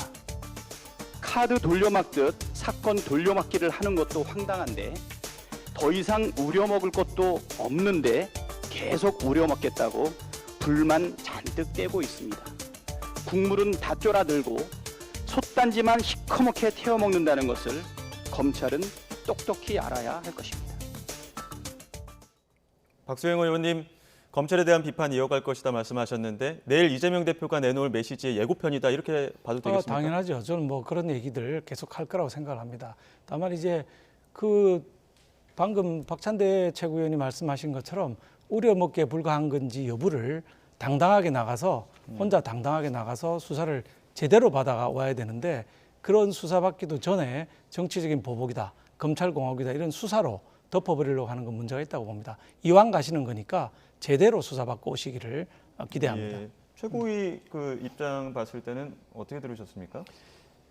이 포토라인에 쓰는 자체가 저는 이재명 대표가 스스로 당당하다는 것을 스스로 입증하는 하나의 상징적인 전 모습이라고 생각을 듭니다. 그리고 아마 이재명 대표가 뭐 검찰 자체에 대해서 수사 자체에 대해서 하나하나 개별적인 표현을 할 것이라기보다는 원칙적인 입장들을 저는 뭐 말씀하시지 않을까라는 생각이 들고요. 저희 지금 최고위원들께서 말씀하신 것은 당내에 여러 다양한 의견들을 수렴해서 말씀을 주신 그만큼 당내에서는 이 부분과 관련되어서는 하나의 목소리, 그다음에 격앙된 모습이다. 뭐 이런 부분들을 잘 표현하신 것 같다라는 생각이 드는데요. 예. 그 내일 검찰 출석 때 상당수 의원들이 집결할 거다 이런 관측들 나오고 있는데 당내 분위기 어떻습니까? 다 같이 나가는 분위기입니까? 그러니까 뭐 특별히 그와 관련되어서 입장은 없고 예. 또 그런 부분들 관련되어 가지고 무슨 뭐 단체로 뭘 하자 이런 건 없어도 저는 정말 말 그대로 이심전심이 통하지 않을까라는 싶고요. 저는 소환 일자가 소환 일자가 정해지자마자 당연히 당인으로서 함께 당 대표 가시는 길에 해야 되겠다 이런 생각이 먼저 들던데요. 또 다른 의원님들도 같은 생각이지 않을까 싶습니다. 그럼 상당히 몰릴 것 같은 지금 그 개딸로 불린 지지자들도 내일 뭐 성남시청으로 모여라 이런 이야기 메시지를 상당히 내고 있는데 일찍 안 가시면 자리 없을 것 같은데. 뭐 여러 지지자들 각계각층의 국민들이 걱정하시는 마음들을 가지고 오시지 않을까 저는 싶고요. 예. 그리고 뭐 또 다른 일정 때문에 오지 못하는 의원님들이나 당원들도 있을 거라고 생각이 듭니다. 과거에 김대중 대통령이 검찰에 소환되신 적이 있었습니다. 굉장히 오래된 일이긴 하지만 그때도 당시 평민당 시절이었죠. 우리 당원들과 의원들이 함께 가서 이렇게 힘을 북돋았던 과거의 전례도 있거든요. 그런 점을 볼 때 내일 아마도 그런 좀 당의 단결된 좀 모습을 보여주지 않을까 그런 생각도 듭니다. 자, 내일 소환 조사 정면 돌파하고 신년 기자회견 앞당겨서 반격 전략 모색할 것이다 이런 해석들도 나오고 있습니다. 신년 기자회견 이재명 대표 앞두고 있기 때문에 지금 목요일 예정되어 있습니다. 예? 목요일 예정되어 있는데 예. 당연히 이제 검찰에 출석 전에 하는 것보다는 출석을 마치고 또 조사를 마치고 올 한 해 어떻게 우리 민주당이 나아갈 방향에 대해서 여러 가지 다양한 입장 표명들 그리고 정책적인 내용들을 하는 것이 순서이지 않을까. 뭐 제가 그걸 기획한 것은 아니지만 당연한 수순이라는 생각이 들고 그리고 또 곧 이제 설도 민족의 명절이 설도 있지 않겠습니까? 그래서 그런 부분들 국민들께 보고하는 자리가 되지 않을까 싶습니다. 그래서 단지 현재의 어떤 그 사법 수사와 관련된 입장들만 질문하거나 그런 것보다는 과연 민주당이 어떻게 올해 2023년 살아갈 것인가에 대한 모습을 국민들께 제시하고 비전을 공유하고 또 이런 모습도 굉장히 좀 중요하다고 생각합니다. 지금 검찰 조사 마치고 나서 이틀 뒤에 신년 기자회견이기 때문에 여기서 검찰 그 조사 관련된 질문들이 또 집중되다 보면 설 민심에 어떻게 반영이 될까 이런 그 관측들도 나오고 있는데 이런 의문에 대해서는 어떻게 보십니까? 글쎄 방금 박상학 의원님 말씀하신 대로 질문을 제한 이렇게 하면 안 될 것 같고요. 당연히 국민들과 기자들, 언론사에서는 검찰 소환, 사법 리스크에 관한 질문이 가장 많을 거라고 생각합니다. 특히 그동안에 이재명 대표께서 복도에서 지나가면서 기자들 묻는 질문에 대해서 답변을 쭉 안 해오셨거든요. 묵묵부답으로 지나가셨기 때문에 그동안 쌓인 것들이 많아서 이번엔 질문이 많을 것인데 질문을 제한하지 마시고 두루 들어서 국민들의 의혹을 궁금증을 해소해 주시는 모양을 보이시면 좋겠다고 생각이 듭니다. 의원님 그거는 대통령한테 하셔야 될 것 같은데요. 신년 기자회견도 안 하셨어요. 질문도 하나 받으신 적이 없습니다. 빨리 대통령실에 전화부터 하셔서 그 얘기 꼭 하셔야 됩니다. 우리는 그동안에 도어스텝하면서 충분히 말씀드렸으니까요. 지금 현안이 쌓여있는 현안이 얼마나 많습니까? 무임기 문제부터 시작해서 국민들께서 불안해하시고 경제 위기가 많으신데 대통령 중에 역대 신년 기자회견을 하지 않는 대통령이 어디 있습니까? 우리 그 대신에 주민들하고 같이 장관들하고 같이 정책 설명회를 하지 않았습니까? 그건 너무 당연한 일이고요. 아닙니다. 저 제일 방송에 안 나오시는 분이 그 문재인 대통령입니다. 역대 대통령 중에 가장 적게 나왔습니다. 1년에 한 번, 두 번 이 정도밖에 안 나오셨으니까 그 말씀하시기보다는 문재인 대통령은 이미 퇴임하신 대통령이시고요. 그러니까 거기에 비해서 훨씬 많이 나가신 거죠, 우리가. 자, 그런 부분에 대해서는 뭐 내일 검찰 조사도 있고 신년 기자회견 또 어떤 형식으로 어떻게 치러질지도 지켜봐야 될 것 같고요. 무인기도 그렇고 현안 이야기하셨기 때문에 1월 임시국회 어떻게 되는 건지 좀 두 분한테 여쭤봐야 될 것 같습니다. 지금 문은 열어놨는데 계속 일은 못 하고 있어요. 어떻게? 그렇습니다. 무인기를 이유로 한다는데 사실은 이런 무인기 같은 국방에 관련된 문제를 본회의에서 질의하겠다. 이건 좀 역대 우리 역사에 맞지 않는 거고요. 이런 비밀을 요하는 부분은 상임위라든지 국방이나 정보위 같은 상임위에서 비공개로 해야 되는 것이지 본회의에서 드러내놓고 할 일은 아닌데 이슈가 없다 보니까 노웅래 의원, 이재명 대표에 관한 체포동의안 문제가 있기 때문에 그게 올라온 노웅래, 아직 올라오지 않은 이재명 대표 이 부분을 막기 위해서 그 국회를 일부러 열고 있다고 하는 의구심을 떨쳐볼 수 없는 것이죠. 본회의에서 한 일이 없습니다. 이건 상임위에서 해야 되는 거죠. 근데 민주당에서는 안보나 경제 관련해서 뭐 긴급 현안 질의해야 된다 이렇게 요구도 하지 않았습니까? 예, 원래 오늘 내일 하자라는 게 저희들 뭐 입장입니다. 뭐 박수영 의원님은 좀 다르게 얘기하시지만 뭐 저희 지역구인 김포의 하늘을 통과해서 서울이 뚫렸습니다. 그리고 대통령실의 그 비행 금지 구역이 뚫렸던 이 정말로 안보에 큰 구멍이 난 사건입니다. 이런 부분을 본회의에서 기술적인 부분은 물론 상임위에서 비공개로 할 것은 비공개로 하고 정보위에서 할 것을 하지만 국민들이 다 보시는 앞에서 무엇이 문제였는지 국방부는 왜 최초에 거짓말을 한 건지 우리 용산 청와대 대통령실 이와 관련되어서 어떠한 책임을 갖고 있는 건지 그 당시에 제대로 된 뭐 NSC라든지 이런 부분에 대해서 대응을 한 것인지 이런 부분들은 국민의 대표기관인 국회 본회의를 통해서 현안 질의 또 원래 같으면 현안 질의를 넘어서서 뭐 대정부 질문 이렇게 나아가는 것이 너무나 당연한 문제라고 생각을 하거든요. 이거는 여당이라고 감추지만 말고 이만큼 중요한 문제가 대한민국에 지금 또 있습니까? 그렇기 때문에 이런 부분을 적극적으로 좀 임해 주셨으면 좋겠습니다. 예, 그러니까 상임위에서 공식적으로 논의를 해보고 거기서 부족하다 싶으면 본회의를 여는 게 정상적인 수순이라는 거죠. 지금 두 분의 이견만큼이나 지금 국회에서 임시국회에서 여전히 문은 열어놓지만 아직까지는 개점 휴업 상태인 거를 또 볼 수 있었습니다. 지금까지 박수영 국민의힘 의원 그리고 박상혁 더불어민주당 의원과 함께했습니다. 오늘 말씀 고맙습니다. 네, 감사합니다. 감사합니다.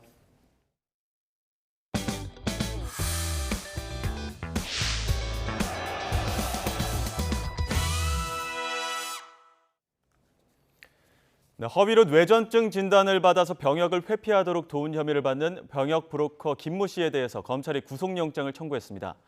김 씨는 계약금을 안 내겠다는 의뢰인에게는 법원의 강제 집행까지 시도한 것으로 드러났습니다. 이준엽 기자가 전합니다. 병역 브로커 김모 씨가 영장 실질 심사를 받고 법원 문을 나섭니다. 앞서 구속 상태로 재판에 넘겨진 병역 브로커 구모 씨에 이어 김 씨에 대해서도 검찰이 구속영장을 청구했습니다. 혐의 인정하십니까?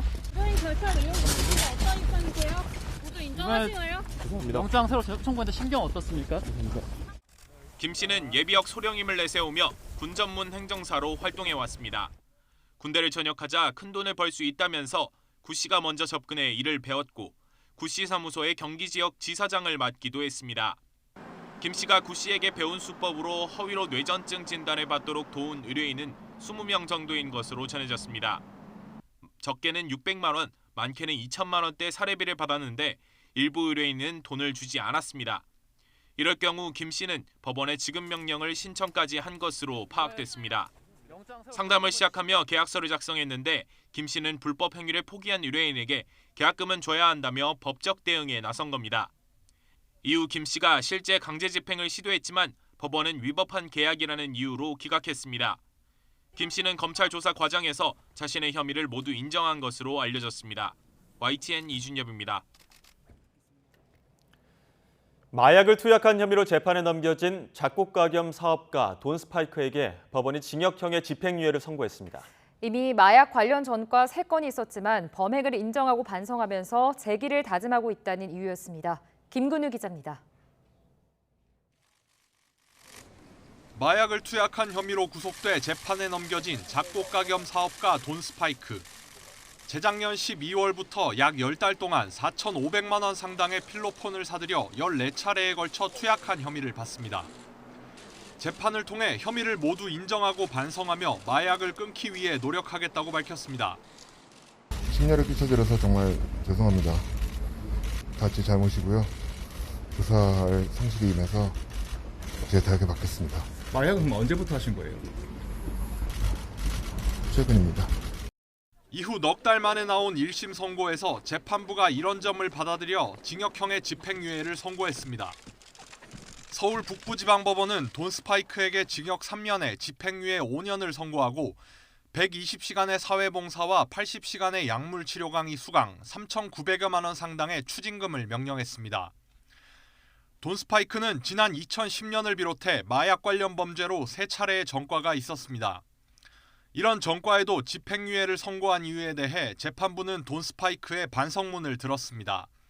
하이라이트였을지 모를 40대 중반을 괴롭게 만든 것이 누구도 탓할 수 없는 자신의 잘못이라는 반성문 내용을 언급하면서 돈스파이크가 자괴감과 자책감을 느끼고 반성과 재기를 다짐하고 있다는 점을 강조했습니다. 또 대마 전과 이후 10년 넘게 아무런 범죄 전력이 없었다고도 덧붙였습니다. 앞서 돈스파이크에게 징역 5년을 구형했던 검찰은 판결문 검토를 마친 뒤 항소 여부를 결정할 방침입니다. YTN 김근우입니다. 오늘 새벽 부산 도심에 있는 오피스텔의 주차타워에서 불이 났습니다. 다행히 인명피해는 크지 않았는데 건물 외장재가 화재에 취약한 드라이비트 공법으로 시공돼 불이 빠르게 번진 것으로 드러났습니다. 차상은 기자입니다.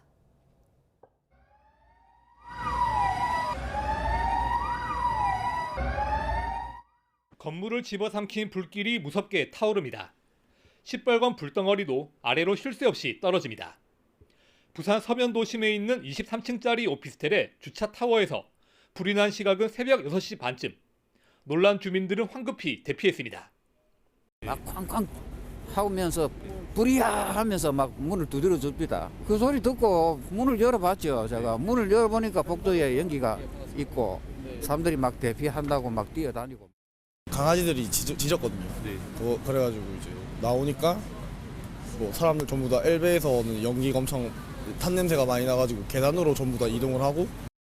불은 바로 아래에 있는 상가 건물로 번졌고 소방당국도 대응 단계를 2단계로 높여 6시간여 만에 불길을 잡았습니다. 연기를 마신 사람은 40여 명, 이 가운데 7명은 병원으로 이송됐지만 크게 다치지는 않았습니다. 화재 초기에 대피가 빠르게 이루어졌고 불이 오피스텔로 번지지 않아 다행히 인명피해가 크지 않았습니다. 주차타워의 외장재를 타고 불이 번지면서 한쪽 벽면이 완전히 불에 탔습니다. 주차타워의 외장재는 화재에 취약한 드라이비트 공법으로 시공됐습니다. 화재 때 불쏘시개 역할을 해 지난 2015년부터 6층 이상 건물에는 사용할 수 없게 됐습니다. 하지만 이번에 불이 난 건물은 지난 2004년에 준공돼 적용 대상이 아니었습니다.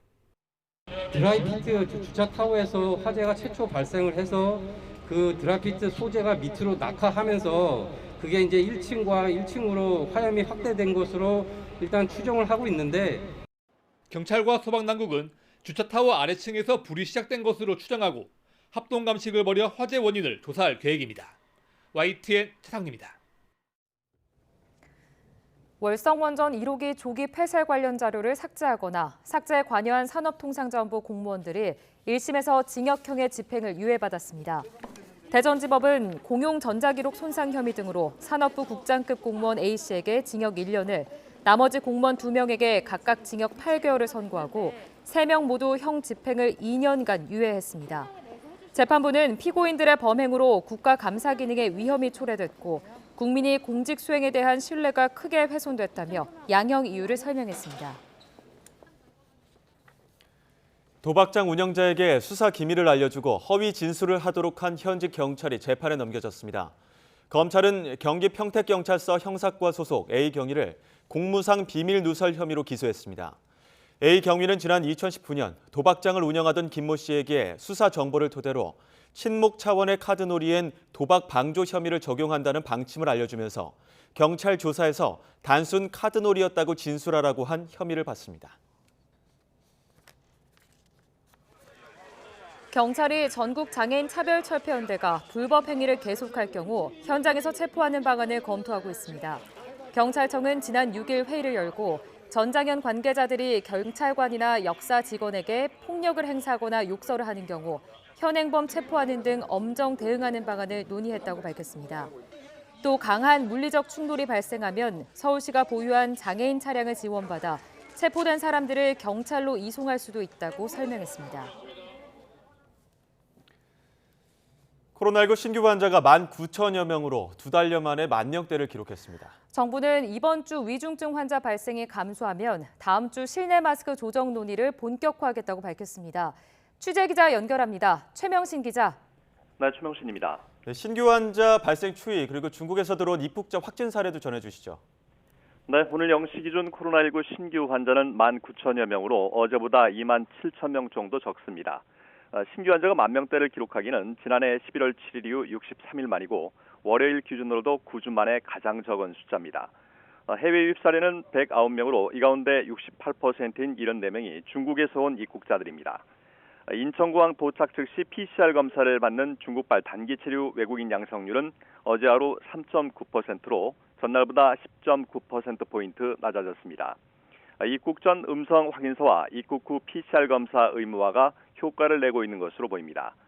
방역당국은 중국발 입국자의 공항 검사 양성률이 매일 10%포인트 안팎의 큰 변동을 보이고 있는 만큼 일정 기간 추이를 관찰한 후 해외 유입 사례 분석과 전망이 가능할 것 같다고 설명했습니다.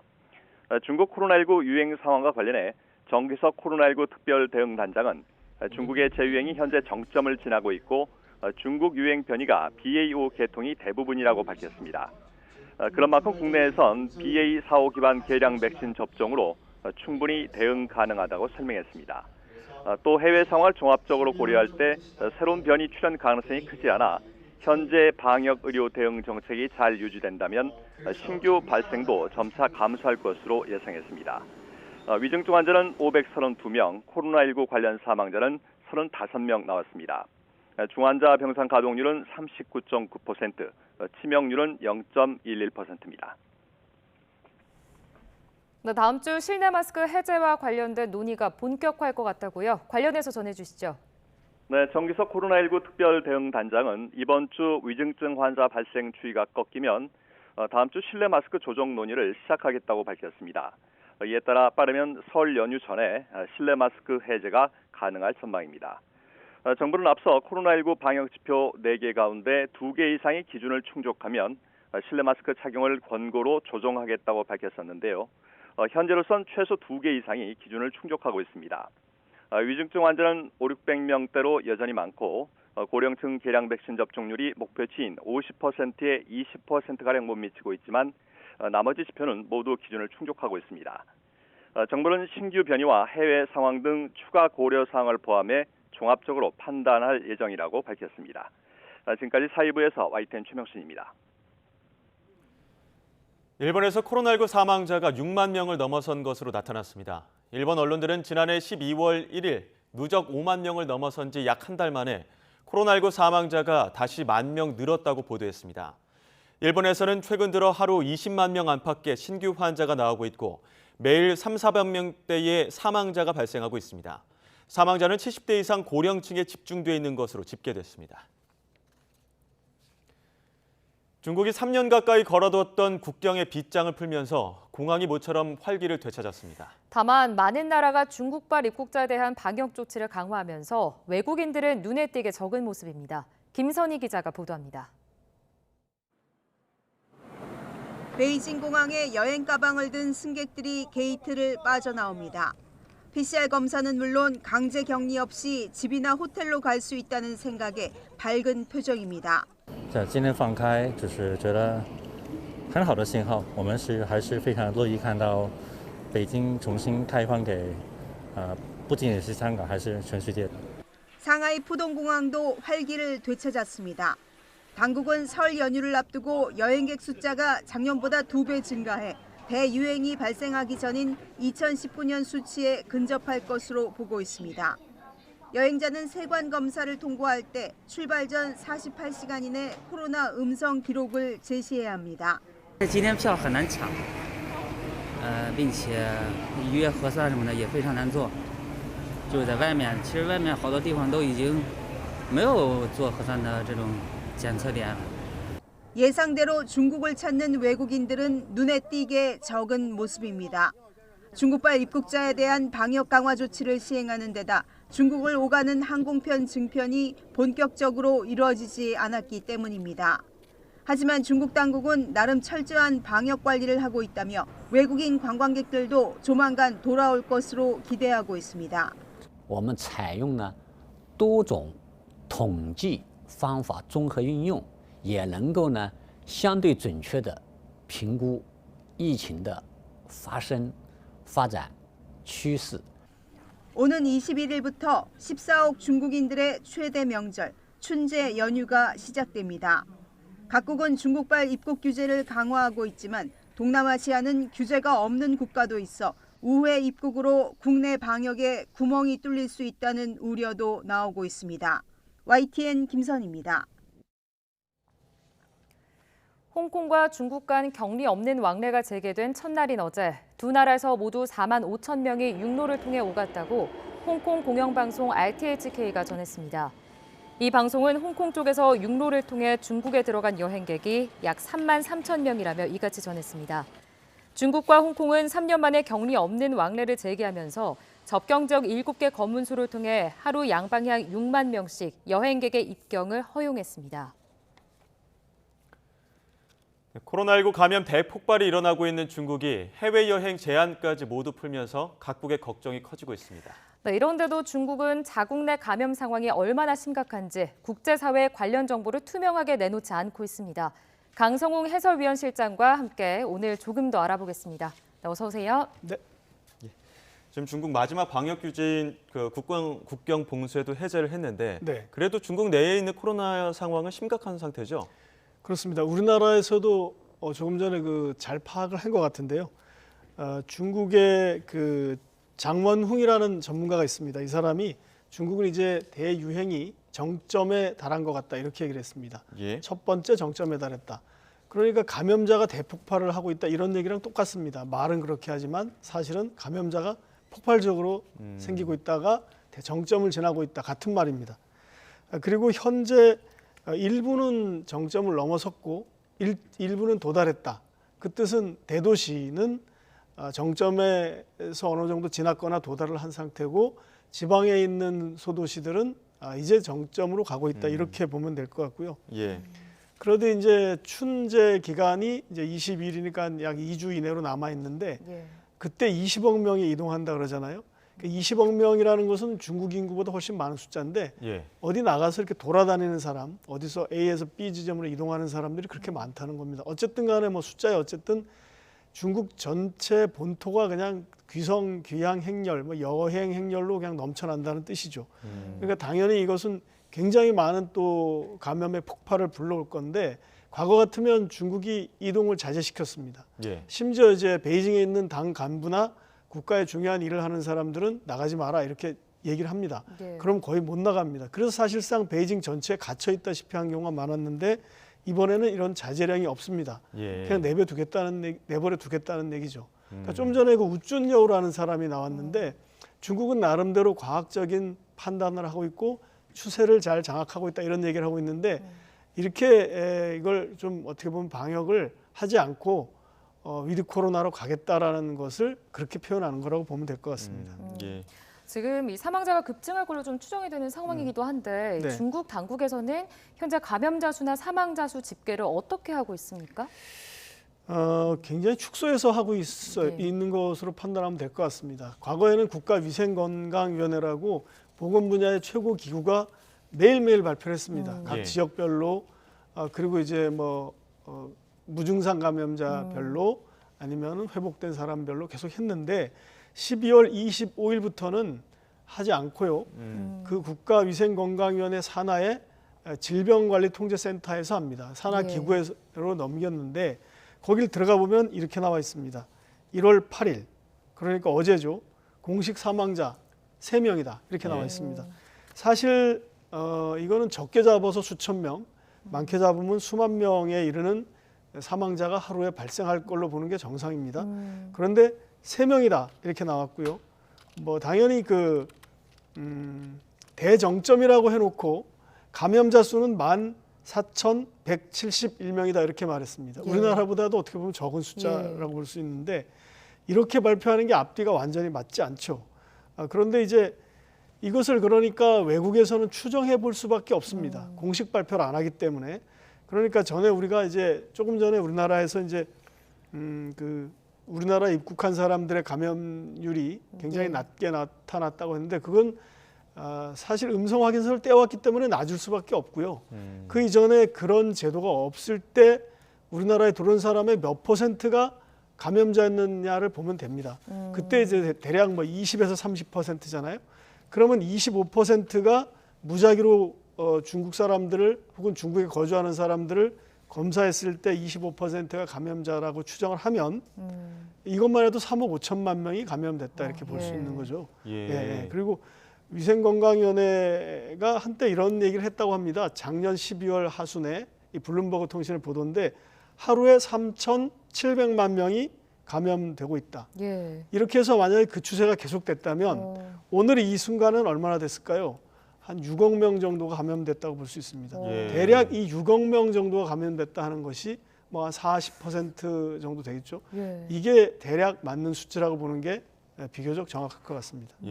지금 중국 내에서는 그 밀려드는 시신을 감당하지 못해서 화장장에도 뭐 대기표를 받을 정도라고 하는데 맞습니다. 그 정도인데 지금 공식 사망자가 3명뿐이라는 게 이게 사실은 통계를 조작하는 정도 아닙니까? 그렇죠. 보기에 따라서 뭐 어떻게 표현해도 상관은 없습니다만 분명한 건 국제사회에 공인된 기준을 사용하고 있지 않다 이겁니다. 그러니까 세계보건기구는 중국의 확진자, 중증자, 사망자가 축소됐다 이렇게 얘기를 했고요. 세계보건기구의 또 다른 판단을 보면 중국은 정보 공개를 투명하게 하고 있지 않다. 어떻게 보면 이런 생각을 하고 있는 겁니다. 그냥 우리는 공개하지 않는다는 것을 말로 안 했을 뿐 공개하지 않고 엉뚱한 숫자를 계속 내놓는 거죠. 뭐 하나 예를 들면 중국의 누적 사망자는 5,272명입니다. 어제 기준으로 5,000명 정도죠. 미국의 누적 사망자는 100만 명이 넘습니다. 112만 명입니다.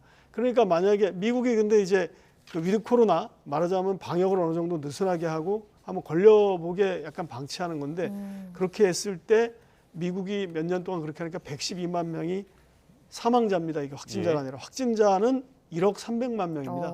그러니까 인구를 대비해 보면 중국의 사망자는 100만 명 이상 나올 것이다. 그런데 중국의 공식 발표는 5천 명입니다. 그러니까 이게 앞뒤가 맞지 않은데 이것을 그러기 때문에 국제기구에서는 이런 것들이 맞지 않다고 보는데 그것을 조작됐다고 할 수 있고요. 어떻게 보면은 가짜 정보를 계속 공개하는 거고요. EU 집행위원회는 이렇게 얘기를 하기도 했습니다. 중국 코로나19 확진 사례 그리고 입원 환자 수, 사망 뿐만 아니라 중환자실 수용 역량에 대한 신뢰할 만한 데이터가 부족하다.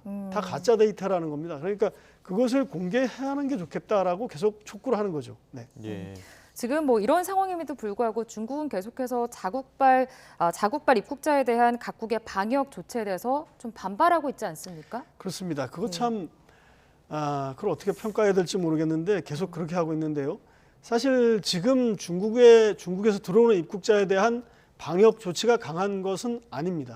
물론 그게 방역 조치가 실효적이냐 아니냐는 논란이 있습니다. 국제사회에서. 그런데 그것이 비교적 강한 건 아니죠. 왜냐하면 48시간 이전에 음성 확인서를 떼어와라. 그건 지금 중국도 하고 있습니다. 중국도 격리를 해제했지만 그걸 하고 있습니다. 그건 기본적인 거고요.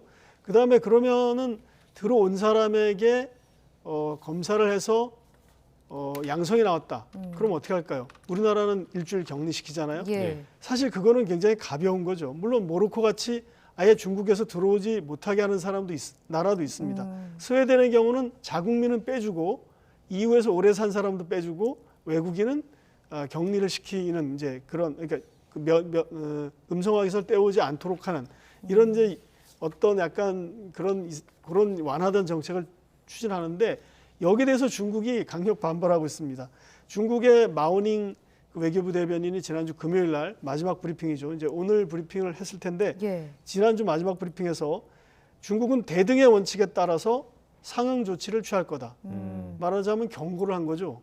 우리도 그 정도의 그 제재 성격의 조치를 할 것이다 이렇게 얘기를 했죠. 중국은 그런데 이제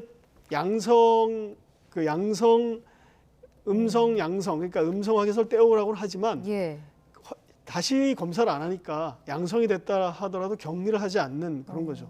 예. 그러나 중국이 이렇게 말할 입장인가 이런 생각을 해보게 됩니다. 지난 거의 3년간 중국은 모든 입국자를 공항에서 예. 버스 내리면 바로 버스에 태워서 3주간 숙소에서 격리를 시켰습니다. 그러니까 심지어 너무나 격리가 엄격해서 많은 사람들이 그 엄청난 문제점을 호소했는데 어떤 사람들은 호텔이 사실 창문이 없습니다. 예. 창문을 열면 이렇게 조금만 열리잖아요. 예. 그러면 어떤 사람은 이제 자기 팔만 내놓고 내 팔이라도 자유를 느껴라. 이 정도로 엄격하게 했고요. 예. 또 심지어는 2021년으로 기억되는데 3주 시설 격리는 물론이고 항문 검사까지 했습니다. 여성에게도 했습니다. 그러니까 이런 식의 그 격리와 강력한 방역을 해놓고 나중에 적정한 방역을 해달라고 요구하는 것은 중국으로서는 좀 앞뒤가 안 맞는 그런 얘기인 것 같고요. 이게 과학적이고 적정해야 된다는 얘기를 과연 중국 정부가 이렇게 대놓고 할 수 있는 건지 그게 좀 어이가 없는 거죠, 사실. 이렇게 국제적인 어떤 기준에 맞지 않는 요구를 하다 보니까 신뢰도가 낮아지는 그런 결과를 가져온 것 같습니다. 예, 정보 공개와 관련된 부분에서도 조금 앞뒤가 맞지 않는 것 같아요. 지금 세계 각국에서는 정보 공개 투명하게 하라 이렇게 요구하고 있는데 중국은 그렇게 완벽하게 정보 공개를 깨끗하게 하지 않는 지금 상황이잖아요. 그렇죠. 이거를 어떻게 봐야 될지가 참 궁금한데요. 예.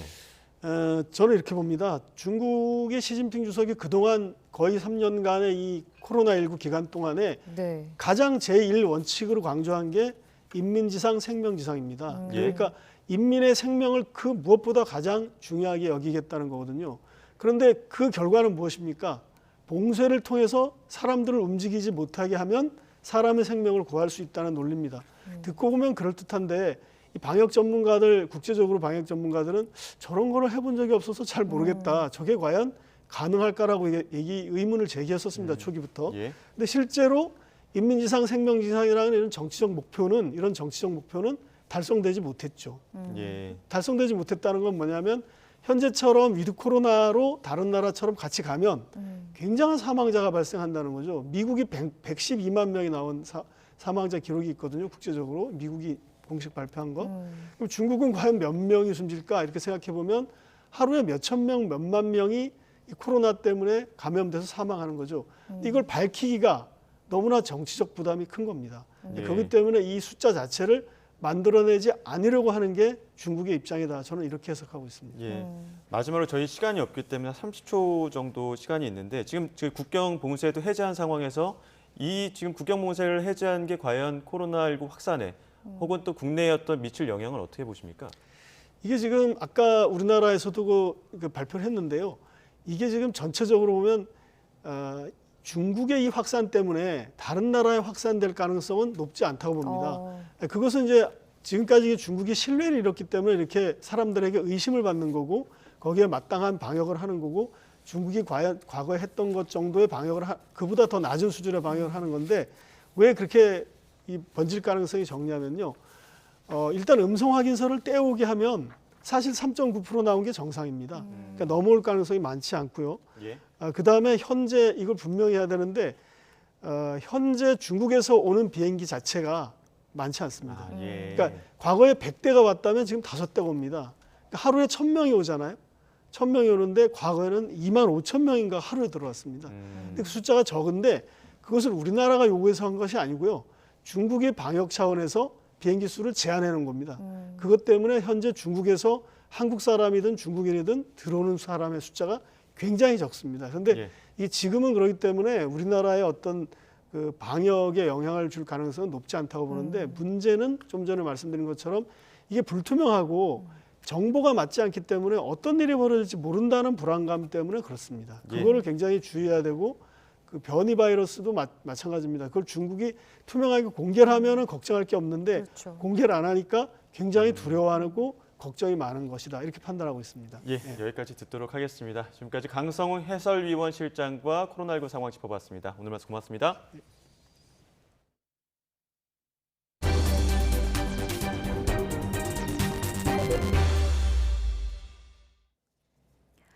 코스피가 외국인과 기관 투자자의 동반 순매수에 힘입어 2,350대로 올라섰습니다. 코스피는 지난 6일 종가보다 2.63% 급등한 2,350.19로 거래를 마쳤는데 2,350대를 기록한 건 지난달 22일 이후 처음입니다. 외국인과 기관이 각각 약 6,500억 원, 7,300억 원 순매수에 나섰고 개인은 1조 4천억 원 정도를 순매도했습니다.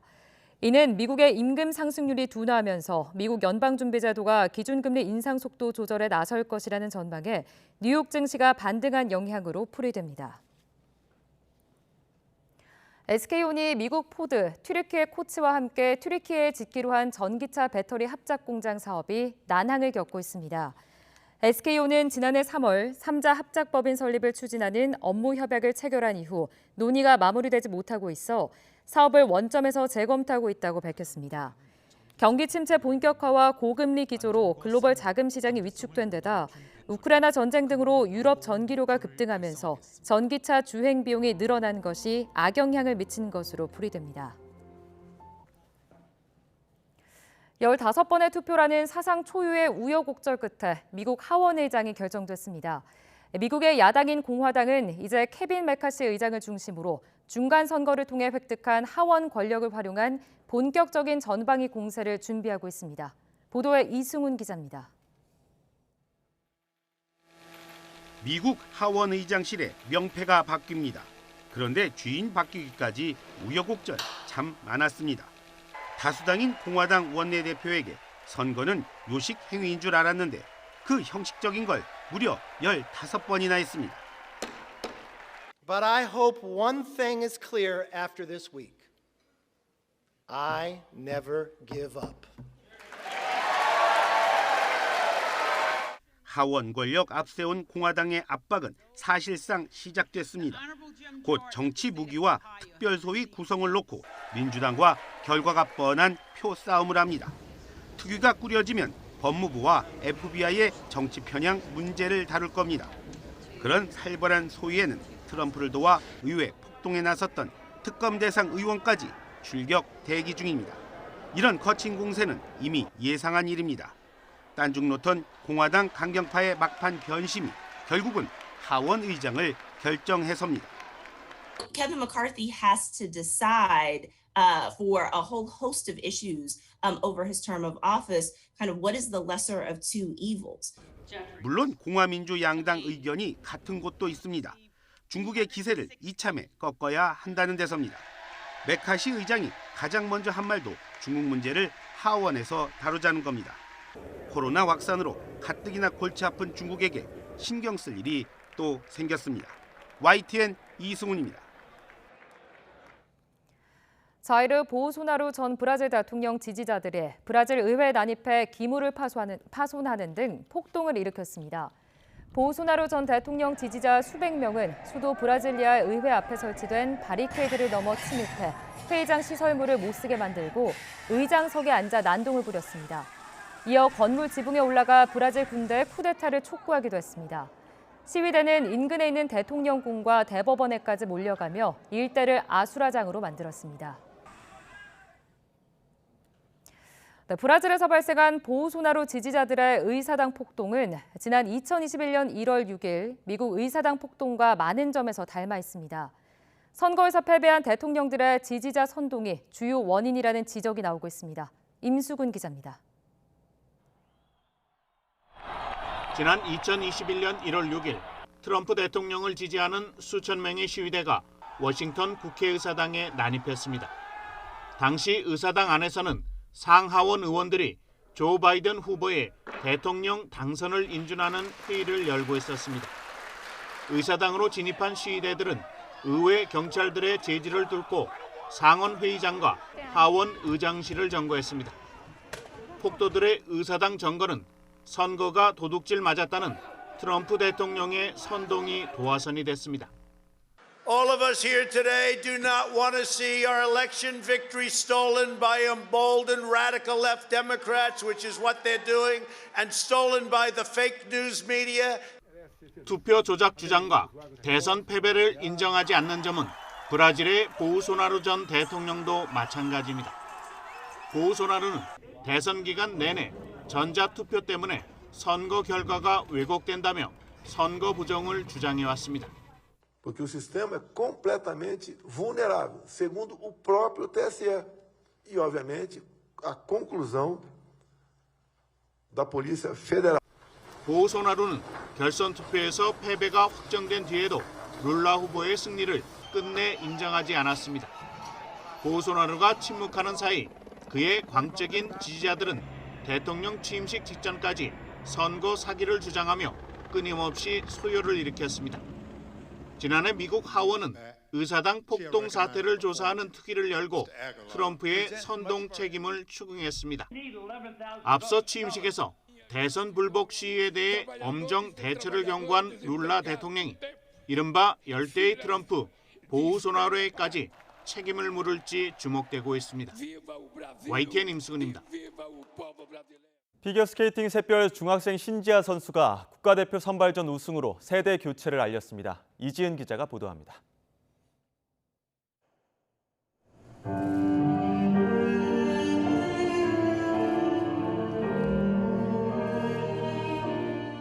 깔끔하게 프리스케이팅 연기를 펼치는 신지아.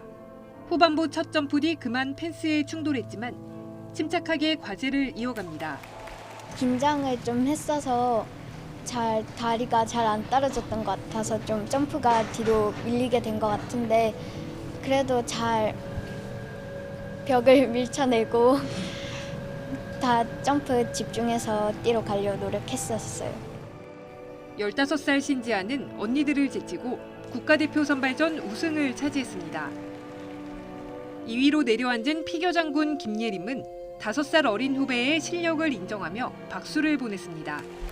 1등을 바란 거는 사실이었지만 또 이제 지금 어린 선수들이 워낙 잘하기 때문에 그 선수들이 1등하는 거에 대해서도 충분히 인정하고 받아들일 수 있었기 때문에 그런 표정 변화들이 나왔던 것 같아요.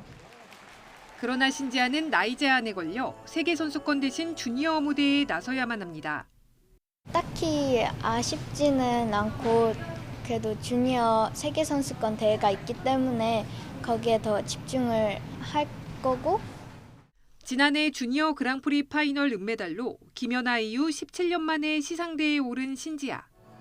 국가대표 선발전까지 우승하면서 차세대 음반의 스타로 우뚝 섰습니다.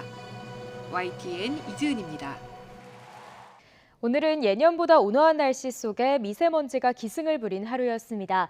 내일도 추위 걱정은 없겠는데요. 내일 서울 아침 기온은 영하 3도로 오늘보다는 기온이 내려가겠지만 여전히 예년보다 높아 크게 춥진 않겠고요.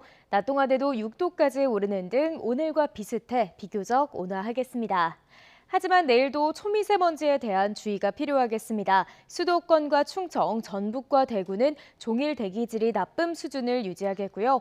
경북지방은 오전 한때 공기가 탁해지겠습니다. 또 오늘 늦은 밤부터 내일 새벽 사이에는 강원 남부 동해안과 경북 북부 동해안에 5mm 미만의 비나 눈이 조금 내리겠는데요. 양이 워낙 적어서 대기의 건조함을 해소해주지는 못하겠습니다. 내일 아침에는 예년 기온을 1에서 3도가량 웃돌면서 큰 추위 없겠습니다. 내일 서울 아침 기온 영하 3도, 대전 영하 5도, 광주와 대구는 영하 3도가 예상됩니다. 한낮에도 예년 기온을 4에서 5도가량 웃돌면서 온화하겠습니다. 내일 낮 기온 서울 7도, 대전 9도, 대구는 10도가 예상됩니다. 주 후반까지는 예년보다 온화한 날씨가 이어지겠고요. 다가오는 금요일과 토요일 사이 전국에 비가 내리면서 미세먼지와 건조함이 해소될 전망입니다. 지금까지 날씨 정보였습니다. 가장 빠른 종합 뉴스, 뉴스큐 마치겠습니다. 이어서 이브닝 뉴스가 방송됩니다. 함께해 주신 여러분 고맙습니다.